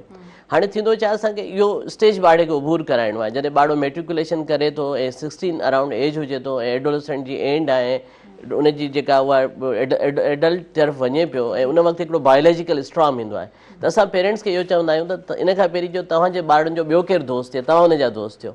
इवन तव्हां उहे मॉडर्न शयूं बि सिखो, तव्हां उनखे फॉलो करियो त तव्हांजो ॿारु सोशल मीडिया में कंहिंसां इंगेज आहे, केरु उनजो फ्रेंड आहे, तव्हां उनजा फ्रेंड थियो सोशल मीडिया ते, उनजूं एक्टिविटीज़ खे उते वेही मॉनिटर करियो। छो त हाणे आस्ते आस्ते सोसाइटी में अवेयरनेस अचे थी, पेरेंट्स ॻाल्हाइनि था, पेरेंटिंग जे बारे में ॻाल्हि थिए थी, त असांखे जेका ॻाल्हि सम्झाइणी आहे पंहिंजे मतिलबु सोसाइटी में उहा इहा ई आहे त भई इहे सभु शयूं ॿार जे अंदरि जेके ज़ाहिर थियनि थियूं, उन में चिड़, कावड़, गुस्सो, निंड जा मसइला, या कॾहिं कॾहिं ॿारु डिस्ट्रैक्ट थिए थो, तव्हां ॻाल्हि कई ड्रग्स जे तरफ़ हलियो वञे थो, त उहो हिकिड़ो टाइम आहे जेकॾहिं उन में उनखे इमोशनल कंफर्ट में तव्हां रखंदो, तव्हां हुन सां ॻाल्हाईंदो, तव्हां उनखे पॉज़िटिवनेस शो कंदो, पंहिंजी ज़िंदगी जा सॼा एक्सपीरियंसिस वग़ैरह रखंदो, त ॿारु जेको उहो स्टेज आहे उहो सिर्फ़ु थोरो आहे। तव्हां 2 सालनि ताईं उनखे संभाले वठो त ॿारु डिस्ट्रैक्ट कोन थींदो। त यकीननि जेका असां पॉज़िटिव मेंटल हेल्थ जी ॻाल्हि करियूं था, उन में प्रॉपर जेको आहे न उनखे other than school, other than college जेको आहे न उनखे हिकिड़ो मतिलबु हेल्दी एक्टिविटी तव्हां ऑफर कयो, जंहिंमें sports is one of them. असां जॾहिं बचपन में नंढा हूंदासीं त असांजो अधु ॾींहुं ग्राउंड में गुज़रंदो वियो, छो त तव्हांजी ज़िंदगी में जेका ग्राउंड में स्पिरिट तव्हां डेवलप कयो था उहा लाइफ में कमु अचे थो। हाराइण ऐं खटण तव्हां उतां सिखो था ज़िंदगी में, हर दफ़ा जीत कोन्हे, तव्हांखे हाराइणो पए, इहा शइ जेका तव्हांजी साइकोलॉजिकल डेवलपमेंट में वॾो रोल प्ले करे। डॉक्टर साहब ॾाढी ख़ूबसूरत इहा तव्हां ॻाल्हि कई आहे, बल्कि सभु ॻाल्हियूं तव्हां पंहिंजे एक्सपीरियंस जे बुनियाद ते, तव्हांजी स्टडी जे बुनियाद ते ॾाढी ख़ूबसूरत अंदाज़ में कयूं आहिनि, जेके आम माण्हू ताईं मां सम्झां थी ॾाढे आसानी सां तव्हां सभु सम्झी सघिया हूंदव। डॉक्टर साहब कुझु ॾींहं इहे गुज़रिया आहिनि, हिकु नौजवान सां मुंहिंजी ॻाल्हि ॿोल थी, यूथ सां मुंहिंजो लिंक रहे थो डिफरेंट सेशन्स, ट्रेनिंग्स और प्रोग्राम्स में, त हिकु नौजवान मूंखे चयो त मेंटल हेल्थ जॾहिं डिस्टर्ब थींदी आहे न त पोइ उहा कॾहिं रिकवर न थी सघंदी आहे, त उनखे वेही करे मूं सम्झायो त ईअं न हूंदो आहे, रिकवर थींदी आहे ऐं कुझु तरीक़ेकार बि हुजनि था। मां चाहींदसि त इन ते तव्हां ज़रूरु ॻाल्हायो। यकीननि ॾिसो, आउं वरी अर्ज़ु करियां त दुनिया में कॾहिं कॾहिं दवा जी ज़रूरत कोन्हे, ऐं असां हरूभरू इहो मतिलबु हिकिड़ो ज़हन जे अंदरि फितूर ठाहे रखियो आहे त असांखे को क्लिनिकल साइकोलॉजिस्ट मिलंदो, साइकेट्रिस्ट मिलंदो त असां ठीकु थींदासीं। नो, ईअं न आहे। ॾिसो, असांजी सोसाइटी में जेको बॉन्ड आहे न उहो तव्हांजो पहिरियों पेरेंट्स सां आहे, पोइ तव्हांजी सिबलिंग्स सां आहे, भाइरनि भेनरुनि सां आहे, इन्हनि खे असांखे रिवाइव करिणो पवंदो, पोइ तव्हांजो टीचर सां आहे, पोइ तव्हांजो आसपास जेका एक्सटेंडेड जॉइंट फैमिली में आहे, किथे उहो कमु नाना, ॾाॾा, ॾाॾी, नानी, चाचा, मामा सभु कनि वेठा था, जेको कमु हिकिड़ो साइकेट्रिस्ट या हिकिड़ो थेरेपिस्ट करे थो। ॻाल्हि इहा त असांजो ॿारु इंट्रोवर्टेड रहे थो, असांजो ॿारु क्राइसिस में रहे थो, उहो शेयर नथो करे। असां अहिड़ो घर, अहिड़ी फैमिली, अहिड़ो जेको आहे सोसाइटी जोड़ियूं जिते असां हिक ॿिए सां सिर्फ़ु शेयर करियूं, ॻाल्हाइणु शुरू करियूं। यकीननि जीअं पॉइंट आउट थींदो मसइलो, मिसाल तौर ते असां वटि इलाही दफ़ा ॿार ईंदा आहिनि डेलिब्रेट सेल्फ हार्म सां, ठीकु आहे। असां जॾहिं उन्हनि खे एक्सप्लोर वेही कंदा आहियूं त एक्चुअली उहो इश्यूज़ उन ॿार खां वधीक उन फैमिली जो हूंदो आहे, जॾहिं उहे वायलेंस खे नोटिस कंदा आहिनि नंढी एज खां वठी। त सोसाइटी जॾहिं ओपन थींदी पंहिंजी डिस्कशन्स में, असांखे ॾिसणो पवंदो, पोइ असांखे रियलाइज़ थियणो पवंदो त यूथ जेका आहे उहा जेको कुझु करे थी, इहो जेको वर्ड आहे न रिएक्शनरी जेको तव्हां यूज़ कयो, उन में करे थी। जेकॾहिं असां उनखे पॉज़िटिव धक ॾियूं, पॉज़िटिव रस्तो ॾियूं, ॿियो असांजा जेके जेसिताणी सॼी इहो शयूं रिस्टोर न थींदियूं कम्युनिटी में, त भई असांजो स्कूल, कॉलेज, यूनिवर्सिटी, स्पोर्ट्स, इन सभिनीनि जो लिंक छा आहे मेंटल हेल्थ सां या फिज़िकल हेल्थ सां, त पोइ शयूं आस्ते आस्ते रिवाइव थियणियूं। पर जेका आउं तव्हांजे तवसो सां हिन फोरम सां ॻाल्हि कंदुसि त से नो टू ड्रग्स, से येस टू फ्रेंड्स। ठीकु आहे, फ्रेंड्स उहे रखो जेके तव्हांखे पॉज़िटिव जेका आहिनि एक्टिविटीज़ में वठी वञनि, छो त इहा वल्नेरेबल जेका हूंदा आहिनि 2 साल हूंदा आहिनि, 4 साल हूंदा आहिनि एडोलसेंट जे क्राइसिस जा, जंहिंमें ॿारु जेको आहे उहो कोप न करे सघंदो आहे स्ट्रेस सां, ठीकु आहे, त उहो फौरी तौर ते ड्रग्स जी तरफ़ हलियो वेंदो आहे। ऐं तव्हां जेको सवाल चयो शुरू में, त ॾिसो मेंटल इलनेस में वञणु का वॾी ॻाल्हि कोन्हे। तव्हांखे हिन वक़्तु दुनिया में जेके बेस्ट मोटिवेशन स्पीकर्स मिलंदा, जेके मोटिवेशन से ॻाल्हाईंदा, when you will talk to them, ठीकु आहे, they have written so many literature about the anxiety and depression, their paintings, their music, their drama their art सॼो ॿुधाए थो त उहे मेंटली इल रहिया आहिनि पर देर रिकवर्ड। तव्हां उनखे हिकिड़ो पॉज़िटिव वे सां अॻियां वठी वञी सघो था। दुनिया में क्रिएटिविटी हमेशह उदासी में थींदी आहे, क्रिएटिविटी हमेशह एंज़ाइटी में। डॉक्टर साहब मां तव्हांखे मज़े जी ॻाल्हि ॿुधायां, मूं जॾहिं बि लिखियो आहे न को इन तरह जो असांजी सोसाइटी में इशू थींदो आहे तॾहिं मां लिखंदी आहियां त उहा मुंहिंजी तकलीफ़ ॾाढी ख़ूबसूरत हूंदी आहे। इन ॻाल्हि खे मां वाकई में दिलि सां महसूसु कयां थी। ये असां उन्हनि खे रस्तो ॾियूं। दुनिया में छा थींदो आहे त जेके ॿार डिमोटिवेटेड थींदा आहिनि उन्हनि खे चवंदा आहिनि त come up with your ideas your thoughts, forums थींदा आहिनि, टॉक्स थींदियूं आहिनि। डॉक्टर साहब मां इंटरप्ट करियां पई, वक़्त जूं घणियूं बिल्कुलु बि असांखे वधीक इजाज़त नथियूं ॾियनि। मां विच में बि चई चुकासि त ही उहे ॻाल्हियूं आहिनि जिन ते असां जेतिरो ॻाल्हायूं घटि आहे। हर प्लेटफॉर्म ते जिते जिते तव्हांखे मौक़ो मिले थो, जिते बि तव्हांखे स्क्रीन मिले थी, तव्हां इन्हनि टॉपिक्स ते ॻाल्हायो त जीअं असां पंहिंजी सोसाइटी खे हिकु ख़ूबसूरत सोसाइटी बणाइण में पंहिंजो हिसो घटि में घटि जोड़े सघूं। डॉक्टर साहब लास्ट में छा मैसेज हूंदो तव्हांजो? मैसेज ॾाढो सिंपल आहे। जीअं पहिरीं मूं चयो त लिसन, ठीकु आहे, असांखे ॿुधणु घुरिजे। आस पास तव्हां मां हर माण्हू थेरापिस्ट आहे, हर माण्हू साइकेट्रिस्ट आहे। जेकॾहिं उहो पंहिंजी फैमिली में उन माण्हू जे वेझो थिए जेको माण्हू आइसोलेटेड थी वियो आहे, तव्हां नोटिस करियो त तव्हांजे घर में उहो कहिड़ो ॿारु आहे जंहिंजी रूटीन डिस्टर्ब थी वई आहे, देरि सां सुम्हे थो, देरि सां उथे थो, अकेलो रहणु लॻे थो, रूम जो दरवाज़ो बंदि रखे थो, कंहिंसां नथो ॻाल्हाए। Let's start conversation. असांजो ॿाहिरियाड़ियूं हुजनि, असांजा नंढा शहर हुजनि, असांजा मेट्रोपॉलिटन्स हुजनि, उते असांखे हिकिड़ो ज़रूरु जेको आहे न उहो ग्रुप ऑफ इंट्रस्ट डेवलप करणो पवंदो। तव्हां अहिड़ी सोसाइटी, अहिड़नि माण्हुनि, अहिड़नि फर्दनि सां जुड़ो जेके तव्हांजी ग्रोथ में रोल प्ले कनि। मुंहिंजो पेरेंट्स सां ॿारनि सां हिकु वक़्तु इहो मतिलबु उन्हनि जे लाइ मैसेज हूंदो, ठीकु आहे, त तव्हां वटि ॿई दग आहिनि। तव्हां चाहियो त जेको आहे न उहो तरक़ी जे रस्ते ते हली पओ, पॉज़िटिव मेंटल हेल्थ जे हली पओ, चाहियो त तव्हां इलनेस जे तरफ़ हली पओ। रस्तो तमामु आसान आहे। तव्हां जुड़ंदो, ॻाल्हाईंदो ऐं ॿुधणु शुरू करियो ऐं कोशिशि करियो त जजमेंटल न थियो। जेको माण्हू नुक़सान ॾे थो त उनजे लाइ जजमेंटल न थियो। जी बिल्कुलु। Thank you so much for your valuable time doctor Sahab. सुबह मेहरान प्रोग्राम जे लाइ कमेंट्स असां वठंदा आहियूं। Thank you so much sir, तव्हां टाइम ॾिनो। कमेंट्स वठंदा आहियूं प्रोग्राम जे लाइ, तव्हांजा छा कमेंट्स हूंदा? न, तव्हांजो प्रोग्राम तमामु बिज़ी स्केड्यूल मां कॾहिं कॾहिं ॾिसी सघंदो आहियां, रिकॉर्डिंग्स तव्हांजो अक्सर करे ॾिसंदो आहियां। मूंखे ॾाढी ख़ुशी थींदी आहे। तव्हांजा जेके आहिनि इलाही तमामु हिकिड़ो पावरफुल टूल आहे मीडिया, ऐं ख़ासि तौर ते तव्हांजी जेका टीवी एॾो वॾो चैनल आहे उनजी इलाही सारी सब्सक्रिप्शन आहे वर्ल्ड वाइड। ऐं इहे मैसेजिस के हिकिड़े दफ़ा रिकॉर्ड न थींदा, इहे हलंदा रहंदा आहिनि। मूंखे इलाही दफ़ा कॉल ईंदी आहे त डॉक्टर साहब असां तव्हांजी गुफ़्तगू ॿुधी तव्हांजे चैनल जो नालो वठंदा आहिनि, ख़ुशी थींदी आहे। ठीकु आहे, त माण्हू ध्यानु सां ॿुधनि था ऐं वरी उन्हनि ॻाल्हियुनि ते अमल बि कनि। थैंक यू सो मच, तव्हां एतिरा ख़ूबसूरत लफ़्ज़ इस्तेमालु कया असांजे प्रोग्राम जे लाइ। अॻियां वधूं था। सैफुल्ला खान, छा मैसेज हूंदो इन शॉर्ट? क्या मैसेज होगा इन शॉर्ट? यही होगा कि ये सब प्रोग्राम होना चाहिए हम यंगस्टरों के लिए, तो ताकि हम इस पर बात करें और हमारे लिए फ़ायदा हो, कॉन्फिडेंस हो। ओके जनाब, बहुत शुक्रिया, आपने हमें टाइम दिया। फ़हद, आपका क्या मैसेज होगा? यही मैसेज होगा, क्या कहते हैं, आप ऐसे जो यंग लड़के हैं उनको बुलाएं, उनके डेली रूटीन के बारे में पूछें उनसे कि जो ये टीवी पे लोग देखते हैं उनको पता चले, पेरेंट्स को, कि आजकल जैसा माहौल चल रहा है तो लड़कियां और को पेरेंट्स इजाज़त नहीं देते, वो बोलते हैं माहौल सही नहीं है। तो मैं भी उनको यही कहूँगा, आखिरी मैसेज है भाई, आप लड़कियों को ऐसा समझे जैसे लड़के हैं, उनको पूरा मौका दें। आपने देखा होगा लड़कियों को बहुत रोक टोक करते हैं, यहाँ नहीं जाओ वहाँ नहीं जाओ। तो मेरा भाई यही मैसेज है, भाई देखें जैसे इक्वली देखें अपने बच्चों को। ज़बरदस्त, बहुत अच्छा मैसेज, बहुत अच्छा मैसेज। सैयद मोहम्मद फ़हद ऐं सभिनी महिमाननि जी मां शुक्रगुज़ार आहियां। नाले मिठो मैसर साहब, तव्हांजा बि शुक्रगुज़ार आहियूं, तव्हां असांखे टाइम ॾिनो। ऐं नाज़रीन, वक़्त जूं घड़ियूं मां पहिरीं चई चुकी आहियां, असांखे वधीक इजाज़त न पियो ॾियनि। मूंखे ॾींदो इजाज़त। हिन पूरे प्रोग्राम सां भरपूर साथ मौजूदु रहियो टपाल मेज़बान जो। टपाल मेज़बान सिंधी नंबर 1 चांहि वापसि खणी आई आहे पंहिंजे सारिफ़िन जे लाइ। सभ खां वॾी कैंपेन टपाल मेज़बान जश्न जमालो जो। को बि पैकेट वठो, पंहिंजी मालूमात पैकेट ते ॾिनल कोपन में दाख़िल करियो। घर जे वेझे टपाल मेज़बान, घर जे वेझो टपाल मेज़बान जश्न जमालो जो ड्रॉप बॉक्स में विझो ऐं मौक़ो हासिल कयो। टीवी गेम शो टपाल मेज़बान जश्न जमालो में हिसो वठो ऐं खोड़ सारा क़ीमती इनामात तव्हां हासिल करे सघो था। वंस अगेन ऐं तमामु घणी शुक्रगुज़ार आहियां पंहिंजे सभिनीनि आयल मुअज़्ज़िज़ महिमाननि जी। मूंखे ॾींदो इजाज़त, मुंहिंजी इंटायर टीम खे इजाज़त ॾींदो, पंहिंजी दुआउनि में भरपूर रखंदो यादि। ऐं लास्ट में नातिया कलाम तोहफ़े तौरु पेश कंदा वेंदासीं। ख़ूबसूरत आवाज़ हूंदो नाले मिठो मैसर साहब जिन जो। जी बिस्मिल्लाह। सल्ले अला नबीना सल्ले अला मुहम्मदिन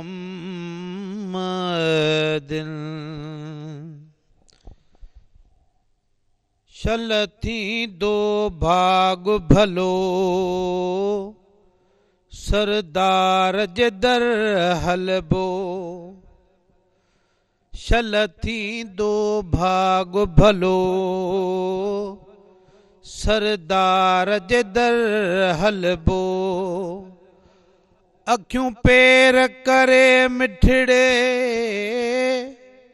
मन ठार जे दर हलबो शल थींदो भाग भलो सरदार जे दर हलबो हा थींदो भाग भलो सरदार जे दर हलबो सिक साण सॾण वारा नेठिया का घुराईंदो सिक साण सॾण वारा नेठ आका ॾींदो आर्डर रज दिल दर्शन जा कंदी दिलदार जे दल हलबो शल थींदो भाग भलो सरदार जे दर हलबो वञी जन्नतुल बकिया जी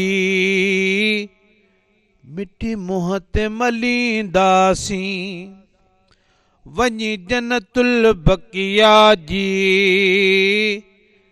मिठी मुंहं ते मलींदासीं लखे ॾाज ॾियण वारे महदार जे दर हलबो शल थींदो भाग भलो सरदार जे दर हलबो अखियूं पेर करे मिठड़े मन ठार जे दर हलबो शल थींदो भाग भलो सरदार जे दर हलबो नाहे पैसे या ॾोकड़ ते महबूब जे मुल्क वञण नाहे पैसे या ॾोकड़ ते